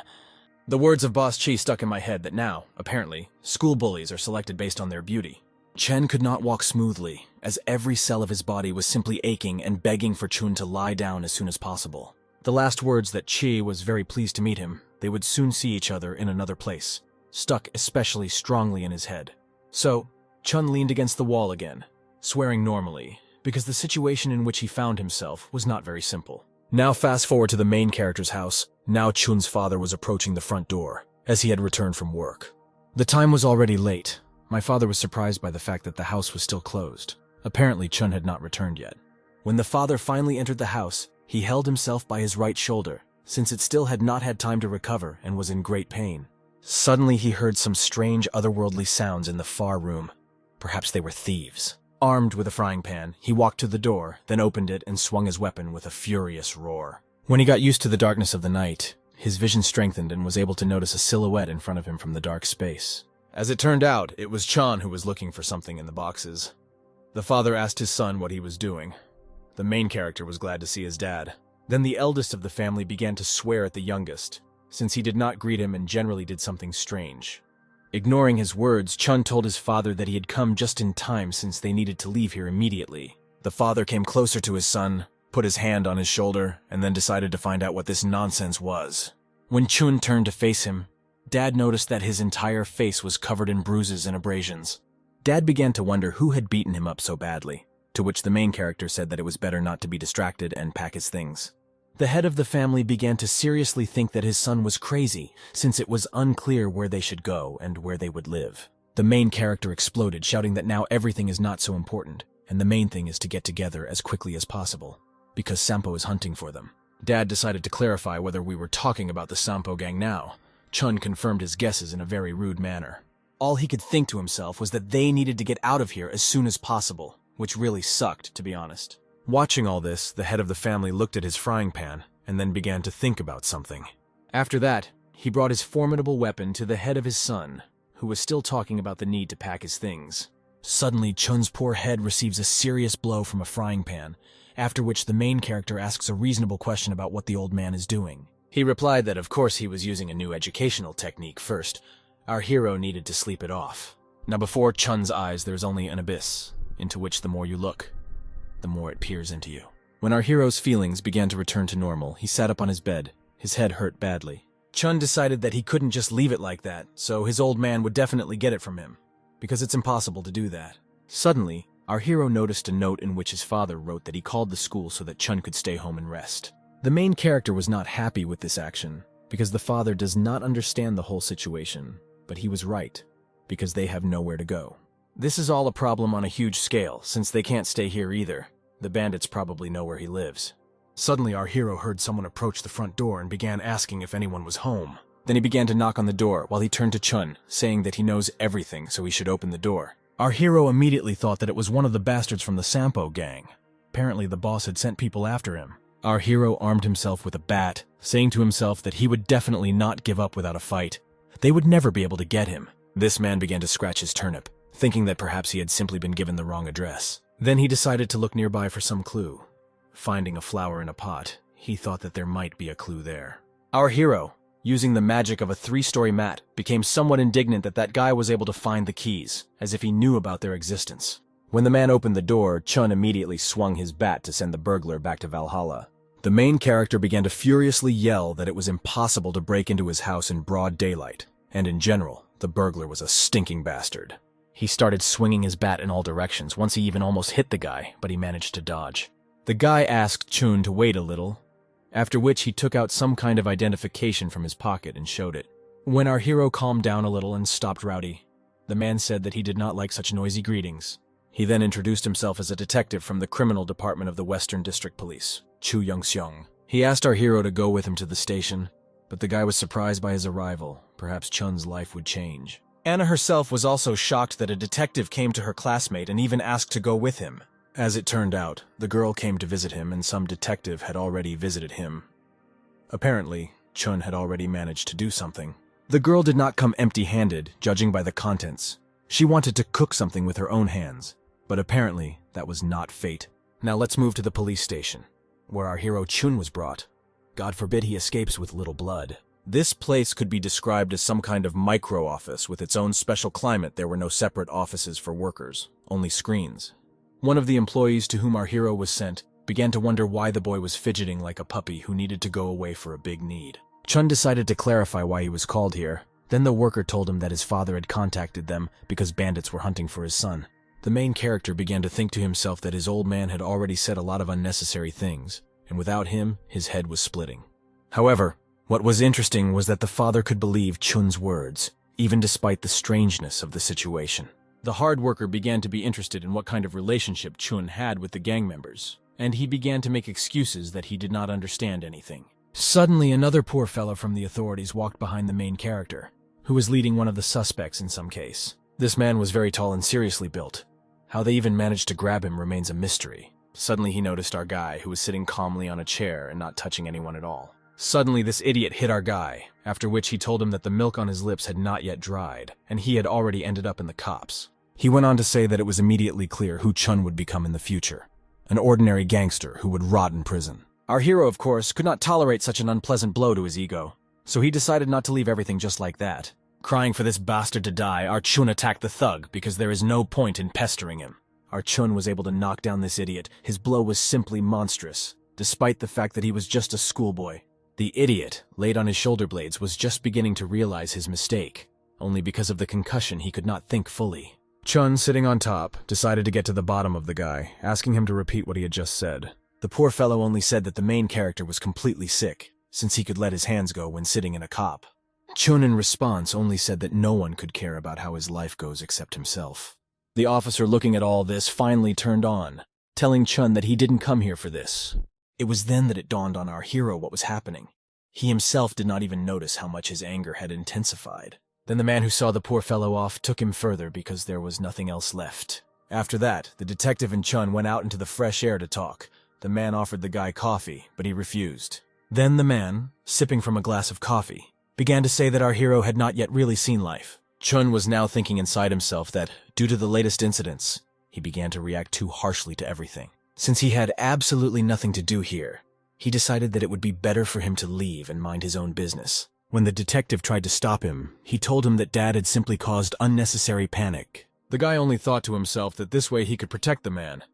Otherwise, the guys from Sampo would simply tear him apart. This pact of self-sacrifice was observed by the detective, who was still sipping his coffee. He went on to say that Sun told him completely different information, after which the guy stopped. The police officer began to pour out facts, for example, that Chun is a student in grade 2-4, the coolest kid, and yesterday he had a clash with the guys from Sampo. It was then that the main character finally realized that all this time the guy knew everything about him, and it was useless to fuss. The officer, having finished the life-giving drink, asked Chun that they finally go and discuss everything. When the guys came to the office, the detective continued his conversation about how he knew a lot about Chun, for example, that he was also familiar with the Byomgol gang. Then he decided to move on to a conversation about what happened yesterday with our hero. He was not particularly in the mood for conversation. The main character began to deny, saying that he did not understand what the conversation was all about, after which he asked about the evidence. The officer, looking at this impudent man, began to think to himself that Chun was not really who he said he was, very suspiciously. Whatever one may say, an ordinary schoolboy cannot sit so calmly in a police station, and his anger with which he fought with the suspect is amazing. The man began to think that the guy was working for the Bumgol group, but he found it strange and discarded this idea. Next, the officer asked the main character if the guys from Sampo had threatened him, to which the guy said that they were trying to bully him here. Chun was about to leave when the detective told him that the main character must tell the whole truth. Only he can help him. Chun seriously began to think to himself that this government employee could not help him in any way. He was just wasting his time on him. Suddenly, the reality around became gray, after which a familiar voice asked the main character if he had decided to run away again.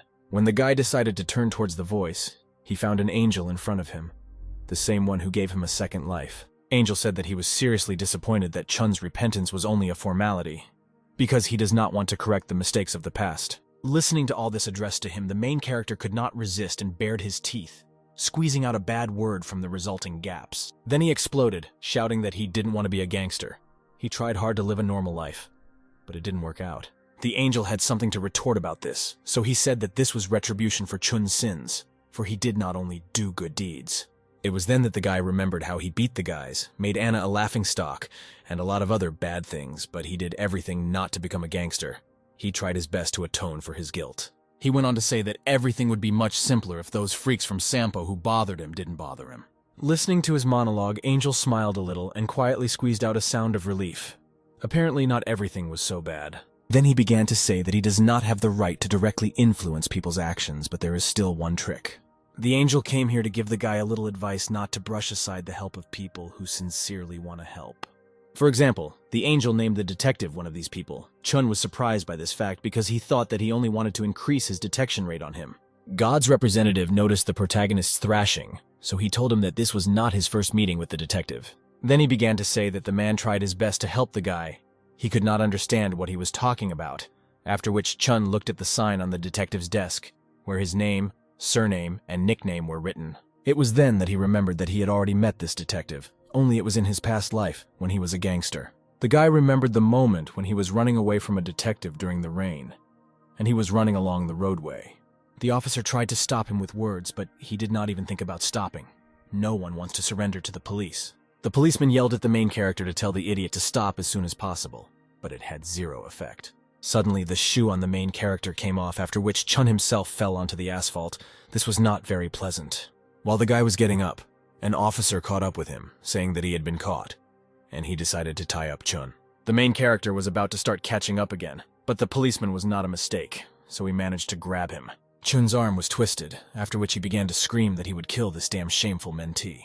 The officer said that this guy was just a pitiful kid, whose milk had not yet dried on his lips. Then he decided to put emotional pressure on the guy, asking him if he was ashamed of his late father.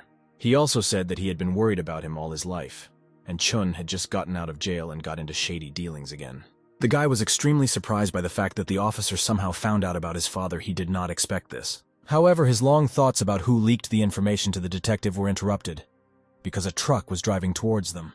The officer immediately began to push the guy to the side so that the heavy truck wouldn't hit him, because you'd tear the hell out of him from the asphalt. Everything was complicated by the fact that the main character had something like a sprained leg. Apparently a shoe that fell off did its job. Despite all the difficulties, the detective was able to save the guy. He made enough efforts to do this. However, he himself was unable to escape because the truck was rushing at breakneck speed and there was little time. Our guy was brought out of his memory by the voice of a still-living officer who was interested in why the guy froze in his tracks. Chun finally remembered everything. It was not a simple detective, but Chu Yong-sung, who died in the line of duty. Before he left, Chun heard the man ask the guy not to get into trouble, and if something happened, he would wait for him here. But our Chun did something unusual. He turned around and decided that he wouldn't just leave this building now. The main character decided to open up to Chu Young-sung. He began by agreeing to tell everything he knew. Now let's move outside, take a breath of fresh air, and notice Mr. Policeman, who looked strangely like that. As it turned out, he was watching from his traffic island for a girl who was hanging around near the police station. When he decided to find out if she needed any help, she began to frantically deny it. As it turned out, this girl turned out to be Anna, who came here for the idiot Chun, who, in her opinion, managed to do something. She was worried about the fact that this guy had recently done nothing but teach her how to live. But now he himself found himself in the cops. Now let's fast forward to Chun and his 3-sheet confession. Mr. Chu wrote down everything he said, after which he thanked him for his assistance. As a result, the guy told everything as it is about his relationship with Chan, about why Sampo was hunting him, even that they were pursuing him. Naturally, he didn't say anything about the angel or his second life, because at this rate he could end up in a mental hospital very quickly. The officer admitted that it would be very nice if there was some material evidence, but for the first time this would be enough. Then he decided to ask if he was really on good terms with Chan, to which he said that he was only pretending that they were friends. Chun decided to ask the detective if there was some kind of witness protection system, to which he was told that it was too early for that. At most, he could ask the patrol to go more often. The officer decided to ask why the guy suddenly changed his mind about leaving and told the whole truth. At that moment, the main character remembered how the officer, at the cost of his life, saved his worthless life soaked in shit. After that, he answered Chu Young-sung that he just wanted to, but inside himself he knew that he was doing this out of guilt and gratitude. So, our guy was able to leave this establishment. His conscience managed to clear a little, but it was still far from crystal clear. While the guy was walking calmly and not bothering anyone, someone called him by name Chun didn't expect to meet anyone he knew. As it turned out, it was Anna. The guy immediately began to ask what she had managed to do, to which she asked a similar question. Then she began to explain that, quite by chance, she happened to be passing by Chun's house, saw him being taken to the cops, so she decided to come after him. The main character immediately grabbed his head, because he couldn't even imagine how he could explain everything to her. The situation was on guard. The situation was saved by Chu Young-sun, who came and said that nothing special had happened. Chun was just a witness. Then he said that the guy didn't do anything wrong. On the contrary, he helped a lot. So the hero is worth feeding. The main character was somewhat shocked by his words, but Anna suffered the most damage to her nervous system. At that moment, the guy noticed that the girl was holding some kind of bag of groceries in her hand, which he pointed out. Anna still didn't answer what he was asking her for, after which the two of them headed towards Chun's house, chatting about this and that along the way. In the conversation, the girl admitted that she was at Chun's house for a reason, because she came to visit him since he did not come to school. She justified her behavior by saying that the main character came to her when she did not show up at school. Chun was surprised by himself, because at one point Anna seemed a little cute to him. Then the guy decided to ask whether Anna really apologized to Jess, to which she gave her word of honor that she really did apologize. The guy praised her for this, to which the girl became a little embarrassed and looked away, struggling with her feelings. Then she began to say that Jess is a very kind girl. She said that she doesn't worry about anything, but not everything is so simple. Anna admitted that she was forgiven, but her sins have not gone away. They still live with her. Therefore, she is friends with Jess. But the anxiety inside her cannot disappear. She still feels guilty about herself. At that moment, the guy noted to himself that he also could not let go of the fact that he, in every possible way, prevented Jess from living normally. He behaved defiantly and disgustingly. His every action was filled with selfishness and the desire to stand out at the expense of others. He also remembered how in his past life he left Anna without help, and at the same time made her life much more difficult. It was then that the main character remembered that he had tried so hard to forget, because it greatly disturbed his soul and heart. He committed many evil deeds, after which he was reborn, but this does not change the fact that he did everything with his own hands. He understood the angel's words that his soul would never have peace, for all his actions would also be in memory. Anna noticed that Chun was behaving somehow strangely, because they had been walking for some time without making a sound. The girl decided to find out what happened, to which the guy replied that he only now realized what a piece of shit he was. to which Anna joked about how long it took him to realize. However, Chun perceived this as the truth and not as a lie. Decorated with a smile, the girl did not want such an effect.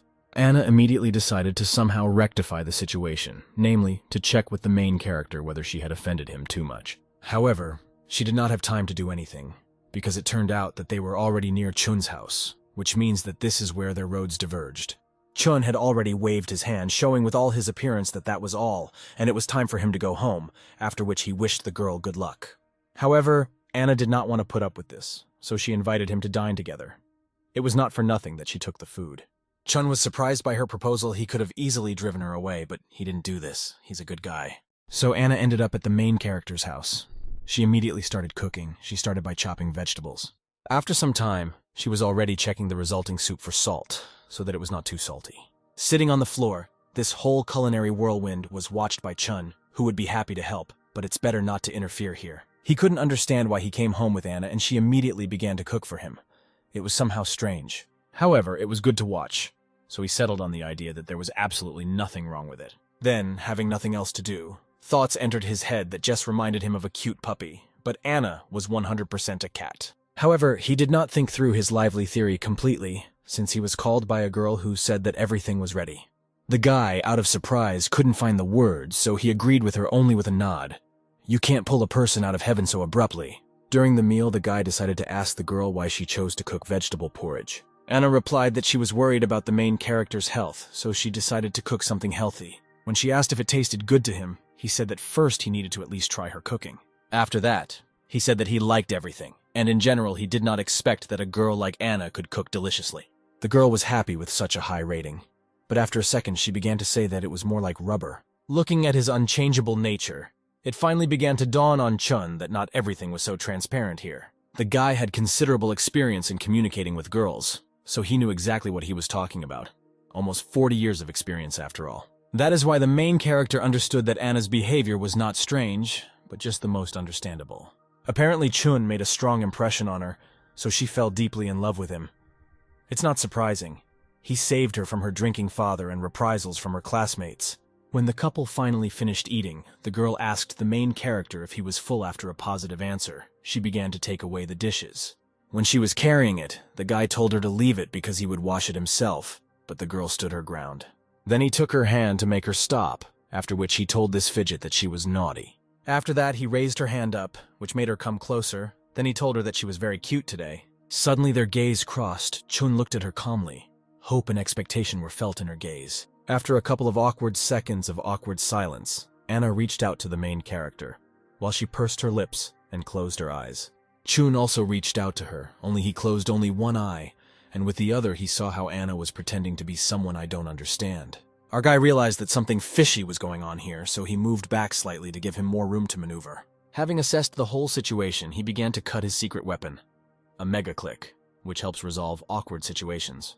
After that, he normally hit Anna's poor head, and she moved back a little from this execution. The girl was perplexed by everything that was happening, so she asked what was happening, to which Chun asked the same question. The girl exploded and began screaming that she didn't understand what she was doing, that it didn't suit her to be like that, and she knew it. According to her, it was all about the face of the main character. If she could, she would never have thought about him. The guy decided to focus his attention on her words that it was all about his face, because he did not understand anything. Then Anna decided to open up to him, telling him that she had never seen such a sad expression on his face when they walked to his house. However, she did not have time to finish because Chun laughed out loud, so much so that the walls almost shook. Then he began to have a conversation with himself, saying that he had already sunk to the point that Anna herself was worried about him. The girl did not understand anything from this monologue, so she decided to clarify what all this meant for him. However, the guy didn't say anything to her. He just extended his hand in her direction. Maybe now there will be a slap on the soft part. The girl has already prepared for the worst, because Chun still has the title of the toughest bully in school. However, the main character did not intend to do anything wrong. He simply put his hand on her head to pat her. After that, he admitted to her that he considered her a good girl, because thanks to her, he was able to come to his senses a little. After some time, the guy went to accompany her through the city at night, simultaneously talking about all the troubles that met him. Anna said in this regard that she did not think of the Sampo gang as kidnappers of school children, but the guy replied that it was just bad luck, since he met with them again. The girl noticed his words, so she decided to find out how he knew this gang. But Chun replied that it happened that way. Then Anna asked him if his change for the better was somehow connected with the activities of Sampo. Chun said that this could be one of the reasons. The main character was surprised that someone noticed his changes, so he began to ask the girl if he had changed much. Then Anna reminded him of what he was like just a couple of weeks ago, when every weak personality literally lost at his appearance. Chun agreed with her opinion, saying that he really was an inveterate hooligan and rowdy at school. Looking at the main character, Anna decided to ask if everything was fine in Chun's life now. To this, the main character began to say that he now feels better, because he's the most popular in school and is generally a good guy. However, Anna was not impressed, because Chun managed to make a mistake in the pronunciation of the English phrase, handsome guy. Chun was not upset by this. He only said that one should strive to be good and do good deeds, and one should not blame oneself for old sins. Suddenly, Anna said that, indeed, both he and she were able to change for the better in such a short period of time. After these words, she came closer to him, and then for some reason raised herself on her tiptoes, as if trying to reach him. When she was a little closer to our hero, she immediately kissed his lips. The kiss turned out to be sharp and a little embarrassed. After their lips parted, the guy was preparing to ask Anna a lot of questions about what it was just now. She told him that this was her revenge for all his actions towards her, and in general he was just a fool.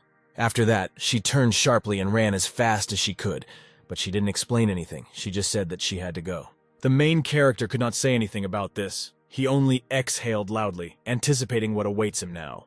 He could not have expected such a turn of events, and it is not surprising, since only very recently he mocked her. Now fast forward to the fleeing Anna, who turned the corner and stopped to catch her breath. She thought to herself that she had fallen into some kind of trap.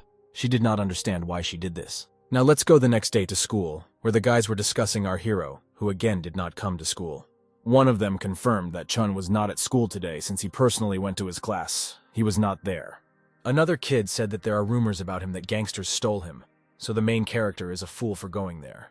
The school's former toughest guy, Puck, yelled that this was the best time to regain his former greatness. The guys began to wonder how he could achieve this. Then he said that they needed to catch 2 of Chun's suckers, and then call him. Suddenly, one of the boys told the former best guy of the school that one of them was no longer a loser. He meant Jess, who had become simply beautiful since she changed her hairstyle and took off her glasses. Several high school students had already confessed their love to her, but she refused everyone. Another guy said that he once had a chance to see her, and she was really very beautiful. Not intending to listen to all this, Puck decided to end their useless chatter and get them into a working mood. After the blow, he told the lying guy that this was all some kind of bullshit because of idiots like him, they are considered suckers. Then Puck was asked how they could rise without Kong, to which he said that no one dare mention this bastard in front of him. He was a real disgrace from the second class who shit himself in front of Chun, but apparently Puck is now going to shit himself. Only now he continued to bury himself, telling everyone that after lessons they needed to catch the suckers. Also, according to his plan, he needed to find a lot of guys to catch the guy in the ring, but his lads were not going to agree with him.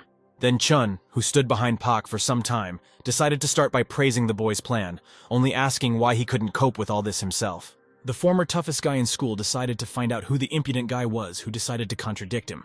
And when he finally turned around, he discovered that it was the main character, after which he shook with fear. Pak began to frantically say that Chun should not have come today, to which the main character told him that this was not the first time he was late. But the dogs apparently had completely lost their fear. Because of the hopelessness of the situation, Pak decided that the best outcome would be to attack first, so he ran into the guy with a scream. Only he could not expect that Chun was not a simpleton, so he easily parried the attack with his head. While the fool was in shock from the pain, Chun attacked him, telling him that technically he was attacked first. When the punishment pact ended, Chun told the defeated man that he had only missed one day, and it was dangerous to leave school unattended like that. After that, he decided to switch to smaller game, because they too cannot be released just like that. The guys began to ask the main character not to beat them, since they did nothing. It was all invented by Pak himself. However, Chun did not listen to them. He came closer to them, after which one of the kids tensed up like that. The main character approached him, after which he put his hand on his shoulder to tell him something from the heart. He moved a little closer to the guy's ear, after which he asked him to behave normally and not show off. Then he told the second one the same thing, and added that they were still very young, so they should come to their senses before it's too late. The guys began to move away from him, without stopping saying that they all understood that they would not do bad things. So our usurper of bad behavior found himself in the school corridor along which he was heading to his class. On the way, he met Jess, who was ahead of him, and greeted him first. She's so fast.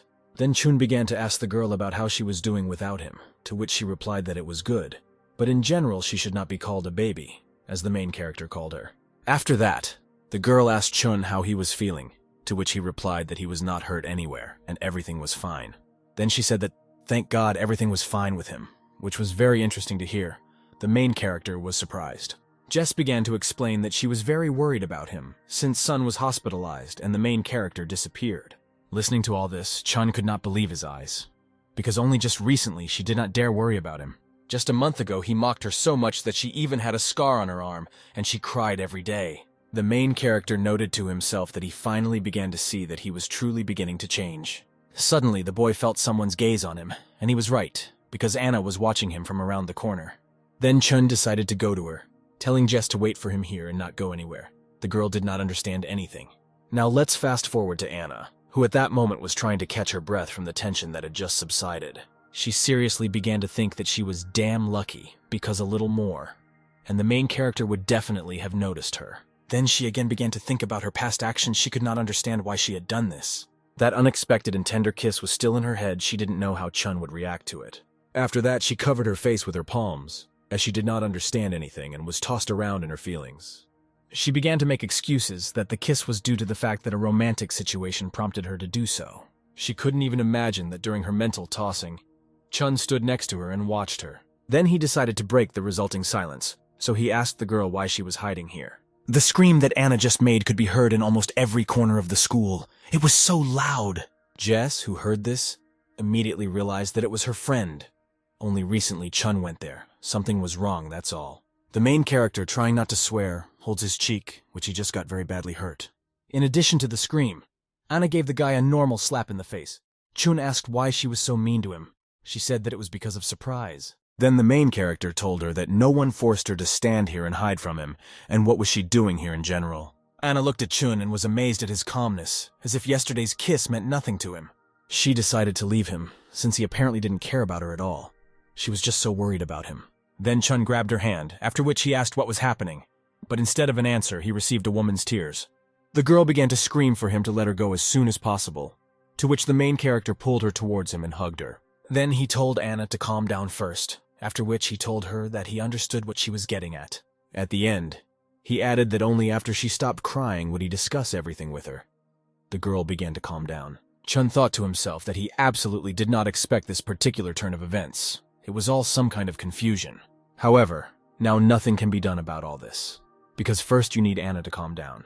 Only then you can have a conversation with her. As it turned out, Jess saw this cute couple hugging near the staircase. She had no words. Now let's move to the roof, where our Chun and Anna found themselves. The boy decided to drink juice through a straw. In the same way, the girl also wanted juice, so together with him she also sipped it, only sitting on the floor. Then she began to ask the main character for forgiveness for her actions. She thought that the boy was very confused at that moment. Chun immediately began to pull her cheeks in different directions, saying that she should actually be very ashamed to do such a thing. But this was only in his head. In reality, he only told Anna not to think about it. The girl began to say that she did not understand what came over her then, but now everything was fine with her. She calmed down. Looking at her, the main character thought that if she asked him to date now, it would be another headache. At that same moment, Anna told the guy that she was not going to propose to him to start a relationship. This was not why she ended up on the same roof with him, but something could not leave her alone. She had been very happy lately, so she didn't even notice how her common sense told her yet. Chun said that he did not understand anything, after which Anna continued her monologue by talking about her connections with bad company, about how she did disgusting things. But after Jess, her old friend with whom she spent her childhood happily, reappeared in her life, she felt better. Bright thoughts began to come into her head that she too could correct her life. Like Chun. Then she asked for forgiveness for the fact that she, some kind of idiot, suddenly offered to date the main character. This is very arrogant. Chun said that she is really impudent because she has done so many things, and now she has decided to change her life. There must be a feeling of guilt. Anna began to brush it off through tears, saying that she herself understood everything, to which the main character sat down next to her and said that if no one would accept her, then let her come to him. After such words, the girl burst into tears again, saying through her tears that after such antics from him, she did not know what to think. Now let's fast forward to Jess, who was now in confusion because she did not know that this could happen. She couldn't even imagine that Chun and her best friend Anna could be dating. Were they really hiding it? Then she remembered how the girl asked her where the main character lived, and when Jess invited her to go along, Anna refused.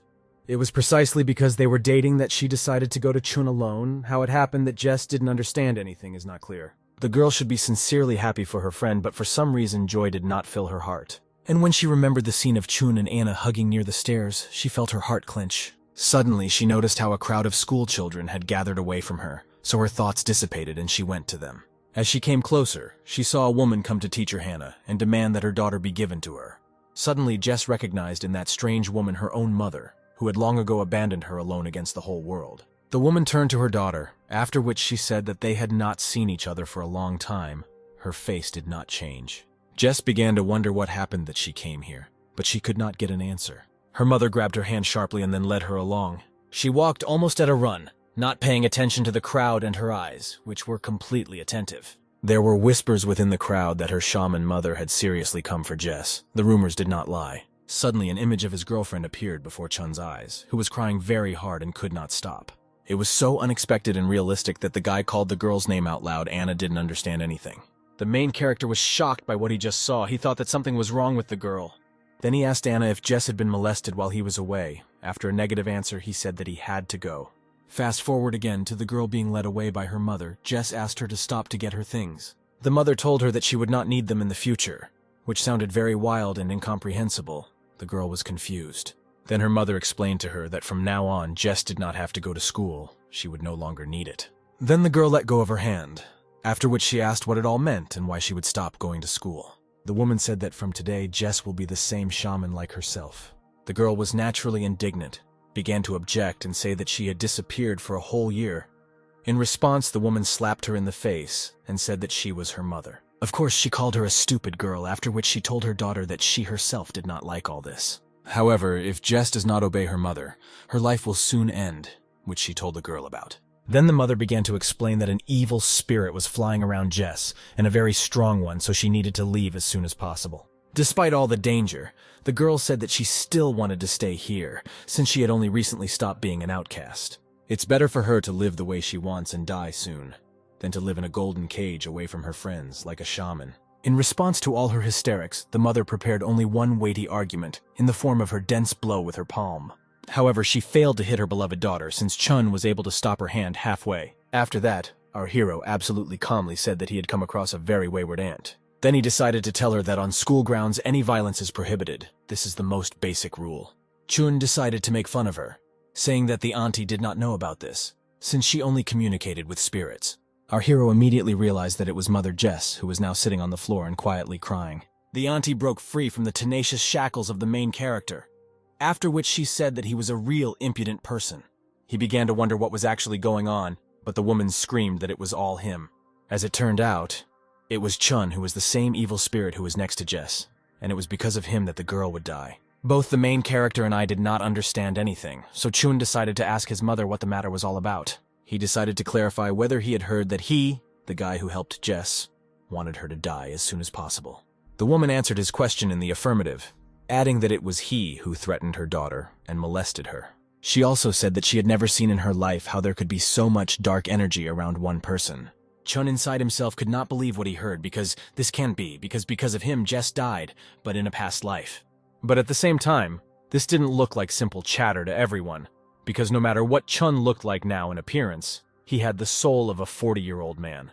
But he didn't have time to finish himself off, because Jess screamed.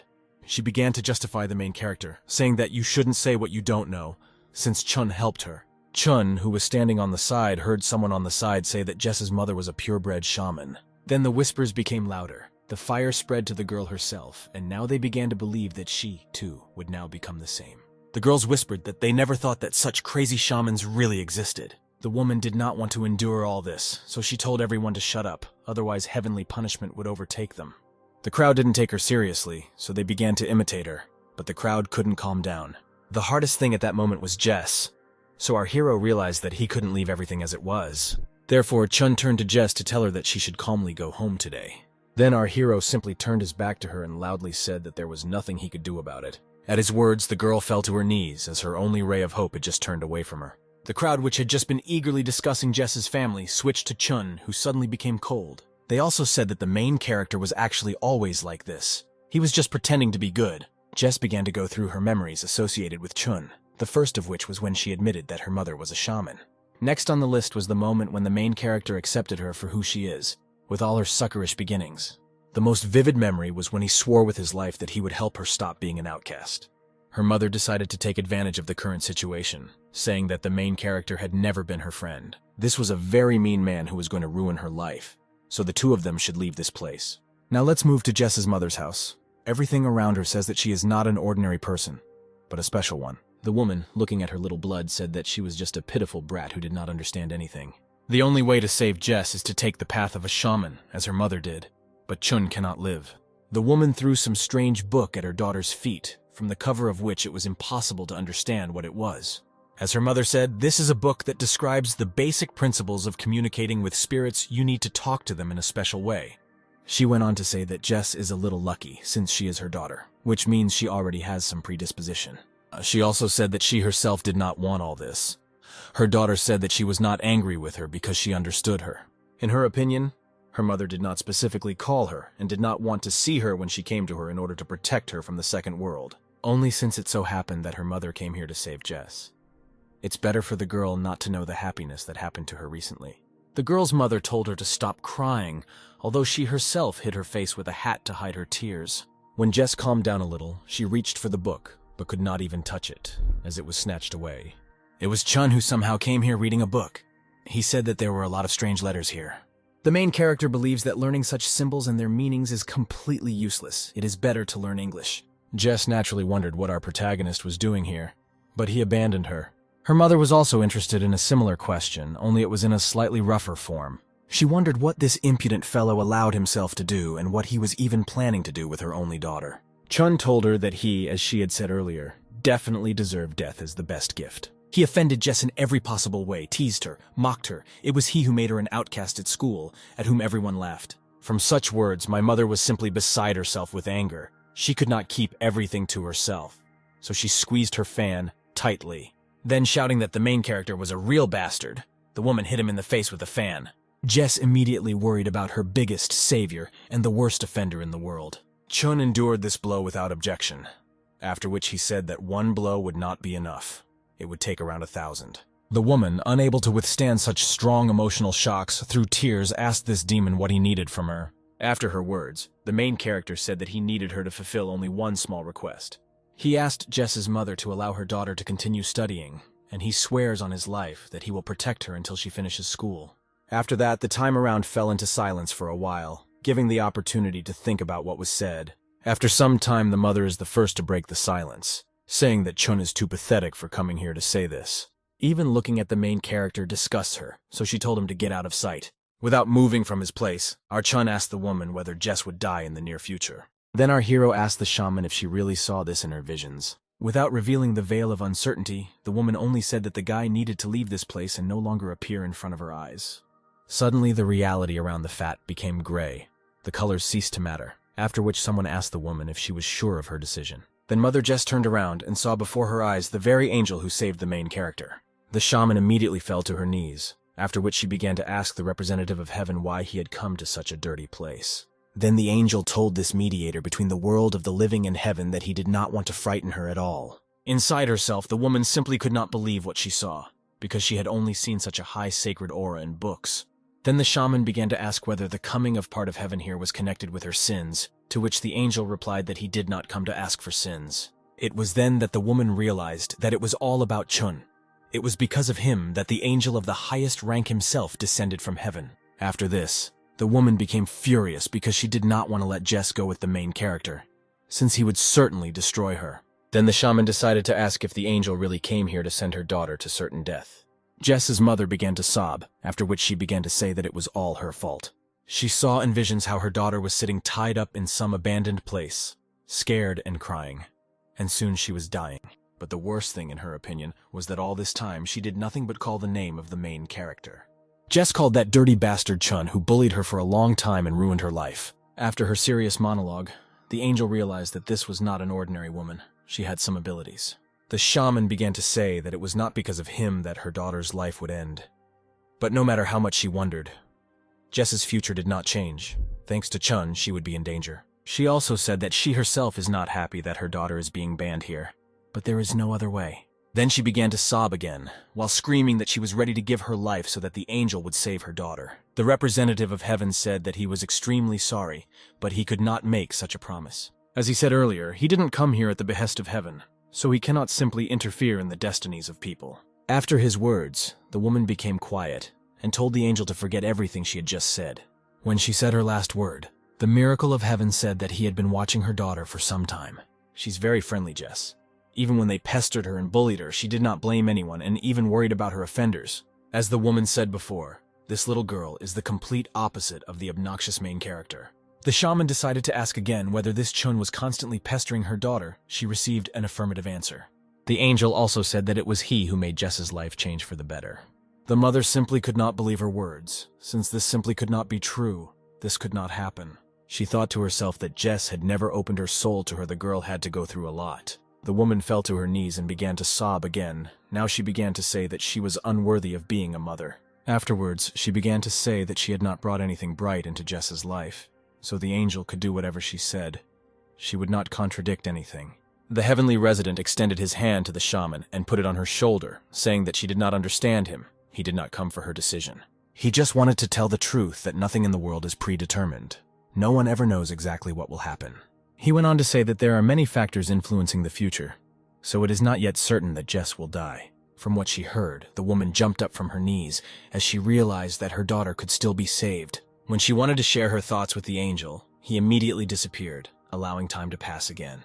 Chun noticed that something was wrong here, so he decided to ask the woman what just happened. Jess was also worried, so she asked her mom if everything was okay with her, otherwise she didn't look good. The woman ran up to her joy and hugged her as hard as she could, asking Jess for forgiveness. She wanted her daughter to forgive her for everything because she loves her very much, so she wanted to protect the baby. Listening to all this, Jess also could not stand it and began to cry together with her mother, as they say, an apple from an apple tree. All this was observed by our hero, who thought to himself that now it was like a completely different person. He further noted that he was experiencing some strange sensation that he had definitely felt before. It was then that he realized that the angel himself had come to the woman, since after his arrival, the aura around her was special. Disturbing the guy's deep thoughts, the shaman asked him if his words were honest and sincere. She decided to return to the moment when the main character asked permission for Jess to stay to study, and he would protect her. Chun fell to his knees and bowed, saying that he was indeed truthful in his words, because he spoke from the heart. This would have been enough, for example, for me, but this was not enough for that miracle shaman. In addition to everything, she told Chun to make her daughter happy because she suffered so much because of her unlucky mother. Jess was moved to tears by her words. Because it was simply impossible to expect such a thing from her mother, the main character agreed to the condition. Then the woman handed the guy some kind of amulet, which in theory should help him in his wanderings. When Chun asked what he was doing, the shaman calmly replied that the amulet attracts demons. The main character must constantly carry it with him. No matter how indignant the guy was, Jess's mother insistently asked him to always carry it with him. Perhaps he would need it. The boy began to take it with caution, asking if it had any side effects. The woman looked at him strangely, and then said that he was already so big, but he was still afraid. After that, Jess stood up, then told her mom that it was time for her and Chun to leave here. Covering her face with a cap, her mother told her that it was really time for them to leave, as it was not a good idea to be where there were a lot of spirits. Little Jess's last words were a promise that she would come see her again someday, after which the couple left. So, the main character and his partner found themselves on the street. They wandered somewhere towards Chun's house. Jess had just begun to thank her savior for all the good things when the main character interrupted her, asking for her forgiveness. The girl did not expect such a turn, so she immediately began to wonder what the guy was apologizing for. Then Chun reminded her that then, at school, when she asked him for help, he left her alone, for which he asked for forgiveness. Jess said that there was nothing wrong with it in her opinion. The boy was just confused, just like herself. The main character said that, at that moment, nothing else simply occurred to him and there was no time to think. He went on to say that he couldn't see the crowd whispering about Jess and her mom, so Chun left on his own. Then the girl realized that the main character did this on purpose in public, so that their attention would pounce on him. When she asked him about this, he confirmed her guesses, saying that his reputation was already damaged, so a couple more rumors would not hurt. Jess began to think about his words and then asked why it was necessary to do this. Then our ever-good protagonist said that he promised to protect her by any means necessary. After his words, Jess ran towards Chun and then hugged him from behind, pressing her body against him. The guy only had time to ask what this meant when Jess did not let him speak, as she admitted that she liked Chun. She went on to say that she knows about his relationship with Anna, but she can no longer hide her feelings. The main character began to think within himself how she managed to find out about this, but this is not important now. Chun wrapped his right palm around Jess's hands and then told her that she was making a mistake now. The girl had already begun to cry. The tears in her eyes were already ready to turn into a stream, since it is difficult to hear such things. Then the guy asked her if she'd forgotten all the crap that he himself had caused her, because such things are not forgotten. Moreover, she cannot even imagine to what extent his mockery of her in a past life brought him. Then Jess said that she knew everything, and remembered everything because her memory was pure and still good. Just as the girl was surprised, so now our hero is surprised, who expected a slightly different turn of events. Jess began her monologue by telling how she had a lot of problems and dangers that Chun dealt with. She went on to say that she doesn't know exactly who he likes, so the main character doesn't have to reciprocate. Since the conversation initially went in the wrong direction, Chun decided to return everything, and he began by explaining the lack of relationship between him and Anna. Jess could not believe her ears, for she herself had seen with her own eyes how a couple of doves embraced. The guy couldn't find words to describe the whole situation in which he found himself, so he simply said that he was not dating an Anna. Therefore, he asked Jess to think carefully again, because love operates on the principle that whoever gets it eats it. Jess jumped up to our hero as fast as she could to hug him, but Chun was a little surprised by this action. The girl told the object of her adoration that she understood everything. Now she will be no worse than Anna. The guy agreed with her, but thought to himself that if Anna were here, she would be angry and teasing now. Now let's move to the main character's house. He finally began to go to bed, because tomorrow a new day awaits him. The guy was noticed by his father, who thought that the main character had been sleeping for a long time. But Chun said that he simply couldn't sleep. The father said that the guy had some kind of strange appearance. It would be better if he was studying his lessons and not doing devilish things. When Dad began to leave, Chun asked him what his mother was like. Otherwise, he didn't remember her at all, as if his memory had been lost. However, Dad didn't tell him anything about her, only that it was time to go to bed because he had to get up early tomorrow. So our hero found himself alone with his thoughts. One of them was the memory of how the shaman jumped up to her daughter. Then he began to reason that he often felt guilt and gratitude towards Jess, but today he also experienced envy. Let's leave the poor guy alone with his pre-sleep thoughts and move to the corner of the city where the showdown is now taking place. One of the bandits told the other that they had lost all fear here, after which the other hit him on the head with a stick. If we zoom out a little from it, we can see that this is a real hack. On one side stood the representative of the Beomgol gang, Chan, who made sure that his brothers were not beaten too much. Suddenly, the idiot from Sampo decided to attack him with a club from behind while he was yelling furiously. Naturally, this attack was repelled, because it is very stupid to attack with shouts, hoping that you will not be noticed. When Chan threw away this dumbass, he looked around, after which he noticed that his gang was losing too many fighters. At this rate, there will be no one left from Beomgol. Many guys will probably get seriously injured. Then he looked in the other direction, where stood the same leader as him, only from Sampo, Gay Wang. Then he came up with a brilliant idea, but its implementation may be disappointing. It all depends on him. Chan plucked up courage and yelled at Gay Wang to end all this and go out and fight him one-on-one at this point, for which the war is going on. At that moment, everyone around stopped to hear with their own ears what decision the boy would make. Gay Wang, after thinking a little, said that they were already winning, so there was no point in putting himself in danger again.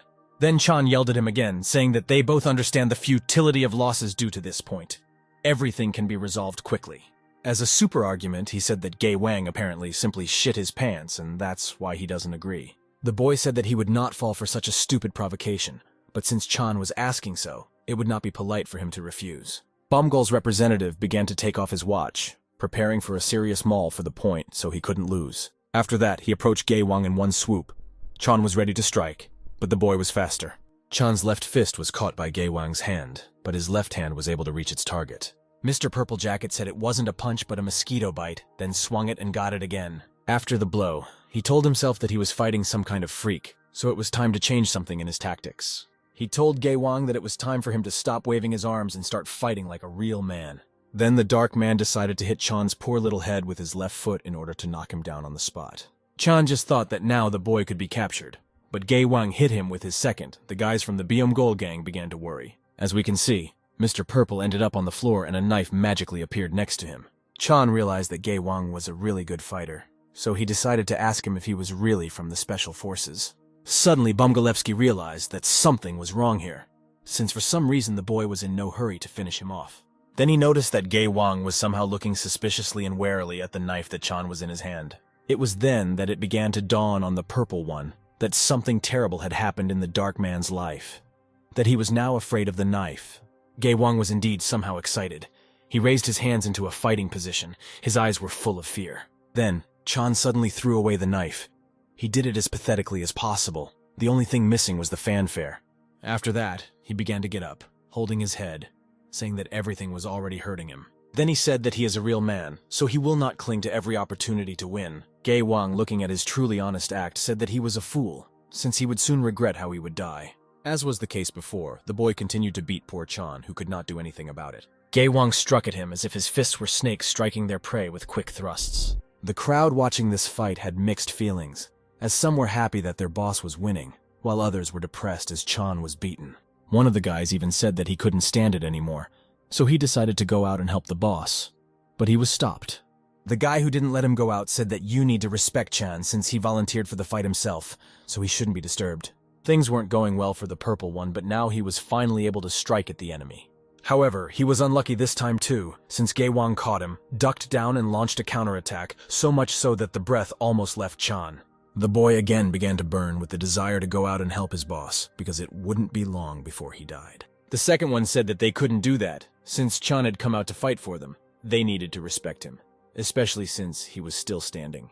Gae Wang decided to strike with his left when suddenly the purple suit caught his fist with tenacious fingers. Chan did this as usual with the maximum pathos that exists in this world. He just lacks sunglasses. Then he looked at his opponent, who was a little confused, and then said that he had been caught. Gae Wang responded by telling the purple one that he would die soon, so nothing was important anymore. After that, he smiled and asked if Mr. Chan would like to finish the job he started this time.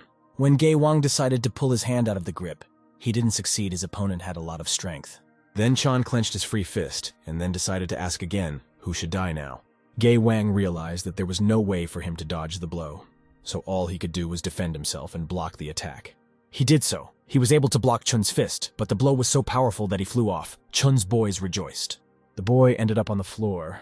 Now the situation has changed dramatically, unless of course you consider that it was normal for the purple one to get hit in the face like that. Chan stood on his own 2 feet. Only because of his injuries he could not stand straight, so he bent over like a birch tree in the wind. Gae Wang rose to his feet, wiping the blood from his mouth. He said that the purple one could barely stand. He only hit once. Suddenly, the boy began to realize that his head was spinning. His consciousness was getting confused, and his vision was not focusing. When he looked at his hand, he discovered that it was shaking, as if he had been drinking without drying out all year. Chan watched the guy and then asked Gae Wang what happened to him, whether he suddenly felt very bad. Then he asked the boy if he should sit and wait until he collected his thoughts. Gae Wang naturally refused such a wonderful offer, saying that he just wanted to get it over with as quickly as possible. Unlike his mantis pose, Chan adopted a standard pose to effectively destroy enemy booths. So in one battle, fire and water, earth and wind collided, 2 raging elements that decided to find out who was stronger. However, they were unable to fully understand the situation as a pistol shot was heard, attracting attention. As it turned out, the police had already arrived here, and a man announced through a loudspeaker that the bandits were surrounded. He was not alone, but with a whole group at the ready. Then he announced the opportunity for all volunteers to surrender. The guys on both sides realized that they could no longer stay here, so they decided that they needed to escape. The gentleman policemen began to catch them in order to drag them with them to the police station, but naturally, they would not be able to catch them all. Chan and Gae Wang realized that at the moment, their fight could not be continued, so it was worth enduring this fight. Violet offered to fight next time, and in general, Gae Wang was simply lucky not to be killed. The boy told Chun that he was the first who could hold out with him for so long in a one-on-one battle. Gae Wang also said that his opponent is strong and resilient, so it makes sense for his 6s to fight for him. However, according to Gae Wang, Chan will eventually die due to spreading himself too thin in the battle itself. He should have taken every opportunity to win. He should have stabbed the knife, not thrown it away. So the bandits fled in all directions. Chan and his henchmen ended up in the Yellow District, where they cooked literally everywhere. This trio was walking towards their base, there to patch up their wounds and again stand up to defend their own. Chan began to think about why the guys from Sampo were attacking their point for the 3rd time in a month. For some reason, they became bolder. The guy decided to take Chan to the hospital, but the purple one refused, saying that it was better to find out which of their guys was taken to the cops. Chon settled on the idea that the Sampo had some kind of trump card that allowed them to be so greyhounds. You can't leave everything to chance, so the guy has to find out everything about them in as much detail as possible. When Chon arrived at the base, he asked the guys at the entrance where the boss was now. He was told that it was in the room for VIP guests. Then he told his guys to wait for him here while he came in and coughed up a couple of questions with the head. After some time, Chun ended up in the boss's room, after which he bowed and said that he had arrived. The boss was not alone. He was sitting surrounded by two beauties and some snacks that were definitely excellent. This man, the boss of the Byumgul gang, Shin Dae-hyun, was glad to see Chun, one of the best workers in his monastery. Now let's fast forward to our main character, who was already at school, faced with a strange and difficult choice. Anna and Jess stood in front of him and held out their personally prepared lunches for Chun to eat one of their creations. The former prankster said that the boy probably didn't bring anything with him, so she prepared this lunch especially for him. The shy girl said that the main character constantly ate snacks, so she made homemade food for him. Here Anna flared up, because she didn't like what her friend just said. She thought that Jess called her food unhealthy. Chun, looking at all this, realized that, in fact, he had his own personal lunch today. His father had prepared it especially for him. As it turned out, the protagonist's dad got up early in the morning to prepare lunch for his son. He thought that the guy had been lonely lately. The girls unanimously asked the guy if he would like her food. They didn't even think about a collective offer. After that, they looked at each other, but not as close friends, but as rivals who fought for their piece of happiness. Chun felt the tension between them, so he came closer and extended his hands to both vessels. When the girls looked at him in surprise, he said that he was too hungry, so he would eat 2 servings. Anna was not very prepared for such a turn, but Jess calmly accepted the situation. There was no better way to find it. The main character began to puff up both cheeks and silently asked his father for forgiveness, promising to have a snack with him in the evening. After some time, he moved into the fresh air to realize that 2 lunches were, after all, too much. Suddenly, Anna sat down from the side and suggested that the guy wash down all the food with cola, since it was impossible to drink dry food. The guy thanked the girl and almost grabbed the bottle when a woman's voice came from behind and asked him to wait. It was Jess who, instead of harmful cola, handed the main character a thermos with plum compote. And again, the girls fought among themselves for the attention of their object of adoration. The sufferer in this situation was Chun himself. The teachers watched this picture. Mr. Bald Lake was not very happy, saying that this was not their bedroom. Hannah said that there is nothing bad in this, and in general, it is very bad to envy, especially for adults. The balding teacher was a little hurt by her words, but he didn't show it. He just asked the air what these girls found in a complete hooligan. Teacher Hannah looked at the guy to evaluate him and understand what was so catchy about him. She found something, but did not tell us. Now let's fast forward to the moment when the next break came. The kids began to jump out into the patio. Once again, our hero was worried about something. Again, 2 such problems appeared on his horizon. As it turned out, Anna quite by chance had 2 tickets to the amusement park, so she offered to go to Chun, while Jess wanted to go to the sea with him. The girl thought that a date at an amusement park after school was a great idea that was worth every coin. The poor girl also wanted to spend time alone with the main character, but she was worried that he would refuse. After listening to both sides, Chun with a satisfied face said that the 3 of them would go to the park. The girls apparently did not like this. Anna couldn't stand it and screamed that this was as dishonest as possible, because the main character was playing for both camps. Then the main character decided to remind the hysterical woman that he had not met anyone yet, so it was okay to do this. Then he said that he would decide who he would choose as his girlfriend. For now he was just taking a closer look. Suddenly Jess quietly said that she didn't care at all about the choice of the main character. She went on to say that if Chun was happy with this arrangement, then she wouldn't be offended by it either. Now the turn of the choice, whether to go or not to go, came to the cat. Anna, the girl thought deeply. However, literally 5 seconds later, she screamed that the main character would not be able to get rid of her. She would be persistent. The guy listened to her, and after a short pause, said that, in fact, he didn't care how it turned out. After that, the 3 of them went to the amusement park. Chun thought that at least one of them would lag behind him. In fact, it turned out to be a date for the 3 of them. When they arrived at the place, they discovered a simply huge Ferris wheel. Words cannot describe its height. Chun then thought that he had never been to an amusement park, which is not surprising because a gangster has nothing to do here. Anna immediately pulled the guy along, saying that they needed to have time to ride before the wheel was closed. Jess followed them. The skating went well. Everyone liked everything. But this turned out to be not enough, so the girls decided to go on another ride. Then came the snack. Your energy is wasted. You need to replenish it, otherwise you'll fall somewhere halfway. Chun was able to purchase a scary mask from a nearby stall, which he immediately used to scare Jess. So our guys relaxed and had fun until sunset, after which they came to the pier to admire the views. Already closer to late evening, The whole trio wandered towards their houses. Anna said that she had not rested like this for a long time. Suddenly, Jess asked our playboy if everything was okay with him now. Otherwise, she was very worried. She further explained that she seriously thought it was hard for the guy to hang around with both of them all day. However, our hero was not sad. On the contrary, he was even more than happy, and this is the honest truth. He couldn't even imagine that he would be able to have so much fun in his new life. Even in his past, this had never happened. Then Chun thought deeply about whether he was worthy of the happiness that he was now experiencing in his new life. Suddenly, Anna screamed, after which the guy asked her what happened. She only, trembling, pointed her finger forward. When the main character looked in the direction where the girl pointed, he saw two guys in a shabby state. Anna covered her mouth with her palm in horror, as she realized that it was her uncle Jang Seung-soo. The main character could not believe his ears. When the boy looked closer, he saw Chan seriously. He was even more shocked that the purple guy turned out to be Anna's uncle.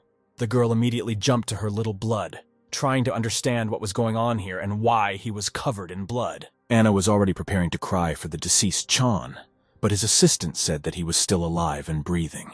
Anna immediately stood up and was ready to run and scream throughout the street for someone to call an ambulance, but she was not allowed to do so. Chan's assistant said that they couldn't do that. The way to the hospital was now closed for them, as they would be waiting for them there. Suddenly our hero stood between the man and the girl, protecting her from him with his body, as if he were a stone wall. Then he asked the poor fellow why the hell he was touching his girlfriend, after which he said that they would leave now and let them die in peace. Then the boy turned to our hero by name to ask him to at least hide Chan somewhere. Otherwise they would come and kill him. Then Chun got angry, saying that the bandits had completely lost their pride, because they had staged their own showdown here and were also demanding help. The main character calmly turned around and began to leave, saying that it was not worth wasting time on this. Anna began to ask him to stay. Suddenly, Chan's assistant told the guy after him that the two of them had fallen into a trap that had been planned. The guys from Sampo arranged a trick for them, which they fell for. They were hunting for Chan from the very beginning. The guy also said that he was ready to die himself. The main thing is that Chan gets better, and since our hero had memories in his head of how the purple suit saved him, he decided to repay him in the same coin. So after some time, the bandaged and stitched Chan woke up, after which he began to feel himself. As soon as he stopped to think that by some miracle he was able to survive it all, he noticed that his comrade was lying next to him. Suddenly, at that very second, a girl came up here and told Chan not to make any noise, since his friend had fallen asleep only an hour ago. This sweet girl turned out to be Jess. She came here to change Chan's bandages because the time had come. The guy suddenly remembered that he had seen this girl somewhere. She was with Chun, so he asked her name. At that moment, the main character came here, who said that the bandit did not need to know her name, and in general, it was time to pay for treatment. Chan was surprised that this kid would be here, but Chun said that he half regretted saving them from death. The man said that he had nothing to say because it was his man who asked to save them, after which he asked who applied the bandage. Chun told him not to move. Since he had only recently processed and sewed everything up, he was surprised at his talent. To be honest, the main character's skills were not unique. It's just that in his past life, he often had to patch himself up after a showdown. The boy sat down opposite Chan, after which he began to ask about how he and his partner ended up in such a deplorable state. Then the man began the story from 2 weeks ago, when he came to his boss after the battle for the point. The boss was glad that one of his most loyal and best employees decided to stop by to see him. Chan began to say that there was nothing but unrest all around, but they managed to maintain the point, so there was no reason to worry. Then the boss said that he was not going to worry, since he had such a good employee. Chan thanked his boss for appreciating his work so highly, and then asked if he had any questions for him. The head of Beomgol laughed, after which he invited the boy to relax. Since he worked a lot, Chun handed over the glass. After the missed glass, the boss began to ask if it was hard while spying on Sampo. Chan answered positively, and also replied that the guys somehow moved a lot. After his words, the head handed him some kind of folder in which there was something interesting, because the purple one said that this could not happen. As it turned out, it was a file on police officer Chu Young-seong, who is very active in catching criminals. The injured man decided to ask the boss where he got such detailed information, to which he said that he was just great. Then he said that Chun should not be surprised, because this information was conveyed by the Deem organization itself. However, the words had no effect on the guy. He was seriously surprised, after which he asked again if he was talking about the National Corporation Deem. Daem is the most powerful and largest organization in Korea. They have connections not only with bandits, but also with large businessmen. The boss said that one day they brought this folder to him and said that it was an elimination task from the Deem Corporation. Chan immediately got angry because he had already said that the police should not be touched. The boss said that he could not do anything. Then he began to say that this was a great way to have a good relationship with Deem, so that the gang would grow to a national scale. Then he asked Chan that this time he would not let his old man down. The guy only remained silent. According to intelligence, Chu has a 3-shift work schedule, so it is best to plan the murder during the 2nd shift, since he starts it at 6. Chan went out that day to spy on the detective and saw how his wife sweetly accompanied him to work, worrying about him. He noted to himself that the intelligence had not lied about the schedule. But the strange thing was that this issue could have been resolved with just one word from the national organization, and not giving this matter to the gang. Suddenly, his assistant came out from behind the guy and offered to eliminate the target right now, but Chun said that he had to go alone. Then the boy asked his elder that it seemed unpleasant to him to kill that policeman, after which he said that Chan could trust him with this matter. He would finish off that guy with his own hands. Next, our long-haired purple bandit asked if he had ever killed people, to which he said that he only cut. Then the boy said that this task must be completed as soon as possible, because nothing good awaits those who went against Deem. Suddenly, Chan said that even though he would become a killer, he would still die like an ordinary person. After that, he told his right hand not to do anything until the signal was given. Chan would do everything himself. To himself, the purple one thought that first, he needed to find out who Deem was really hunting for. Now back to reality. The main character asked Chan if the conversation was really about Daeam. The victim confirmed this, saying that the boy had hardly heard of such an organization and did not know them at all. Then he began to tell that one day the boss of one organization suddenly died for no reason, and a day later the whole gang disappeared. In short, Chan was looking for ways to infiltrate this organization because he needed to know their true purpose. After this, our hero asked him what result he managed to achieve. Then Chan began to say that none of his acquaintances had contacts with this organization. There was no way to contact them directly. Here our hero stopped the story, saying that there was no point in listening further, since at this stage everything fell into place. Chun said that time was just wasted because now Chan's boss had made a traitor out of his best pawn. In the end, the purple one and his partner suffered from their own 6s, after which they ran away and ended up in the ass. Chun said that this judgment was too harsh and therefore offensive, but the guy only got it halfway. The fact was that 6 men came for him, but not from his gang, but from Sampo, led by Gay Wang. He came to him and said that he warned about the importance of using any method to achieve victory. The boy came here to punish Chan for not fulfilling an order from Daeam. They don't need mediocrities like him. Gay Wang added that Boss Byomgol asked Jiang to die quietly so that his group would not be brought to shame. So the purple one has already come to terms with the fact that now he will die like a mongrel, his own boss, but at the hands of his enemies. However, this was not destined to come true, because Chan's faithful comrades intervened and did not accept such a fate. They stood between their boss and Sampo, after which they told Chan to get out of here as soon as possible. Sun Tzu asked them to leave here themselves, because at this rate, they would also be called traitors, and they would go to the grave with him. However, no one listened to him, and his close associate told him that he himself was a real fool. The fact is that this whole mess started because Chan couldn't kill a man, although he himself is a gangster. That's the kind of fool they follow. The guys said that they will figure everything out themselves, so let Kong Su take the boss and get out of here. So this couple escaped from the enemy's encirclement. As we already know, they managed to break away. After this story, our hero asked Chan what he was going to do next, because you can't sit here until you get old. He said that he needed to save his guys, so he would go to the boss to ask him to have mercy on the guys, but he definitely wouldn't live. The guy realized that the poor guy would go to certain death, and besides, according to Chan, he went against Daeam, which means he's already dead. After a couple of seconds of thought, our Chun said that he did not consider this a good plan. On the contrary, it was not even suitable. In response to the indignation of the shot down, our hero replied that this is not a matter of Deem. It is Chan who is being hunted here. At first they listened to our guy quietly, after which the poor fellow began to be indignant as he was talking some kind of nonsense. Then our hero said that conversations with Dame are carried out only unilaterally, so it's strange that they sent the gang a dossier on the detective by mail. Chan immediately flared up, after which he pressed Chun to the wall, saying that it was impossible to talk such nonsense and not blush.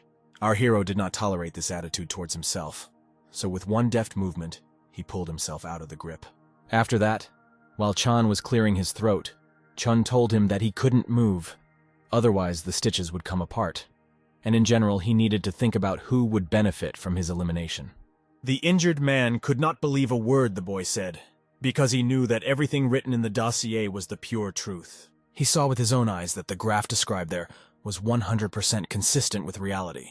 Then the main character said that this was purely a trap, because there was no guarantee that Deem had sent this matter. The fact is that any bandit who lived in that area could observe the detective and calculate his schedule. Chan was shocked by this reality.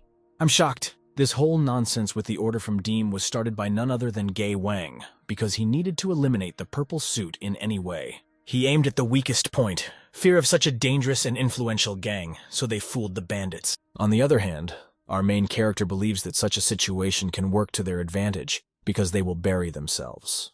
Chun knew from memory that anyone who somehow tried to pass themselves off as part of Deem would face severe punishment. No matter how stupid idiots begged for mercy and tried to justify themselves, the boss of the organization did not care. So in a past life, our hero brought to the carpet Deem one of his gang who committed such a mortal sin.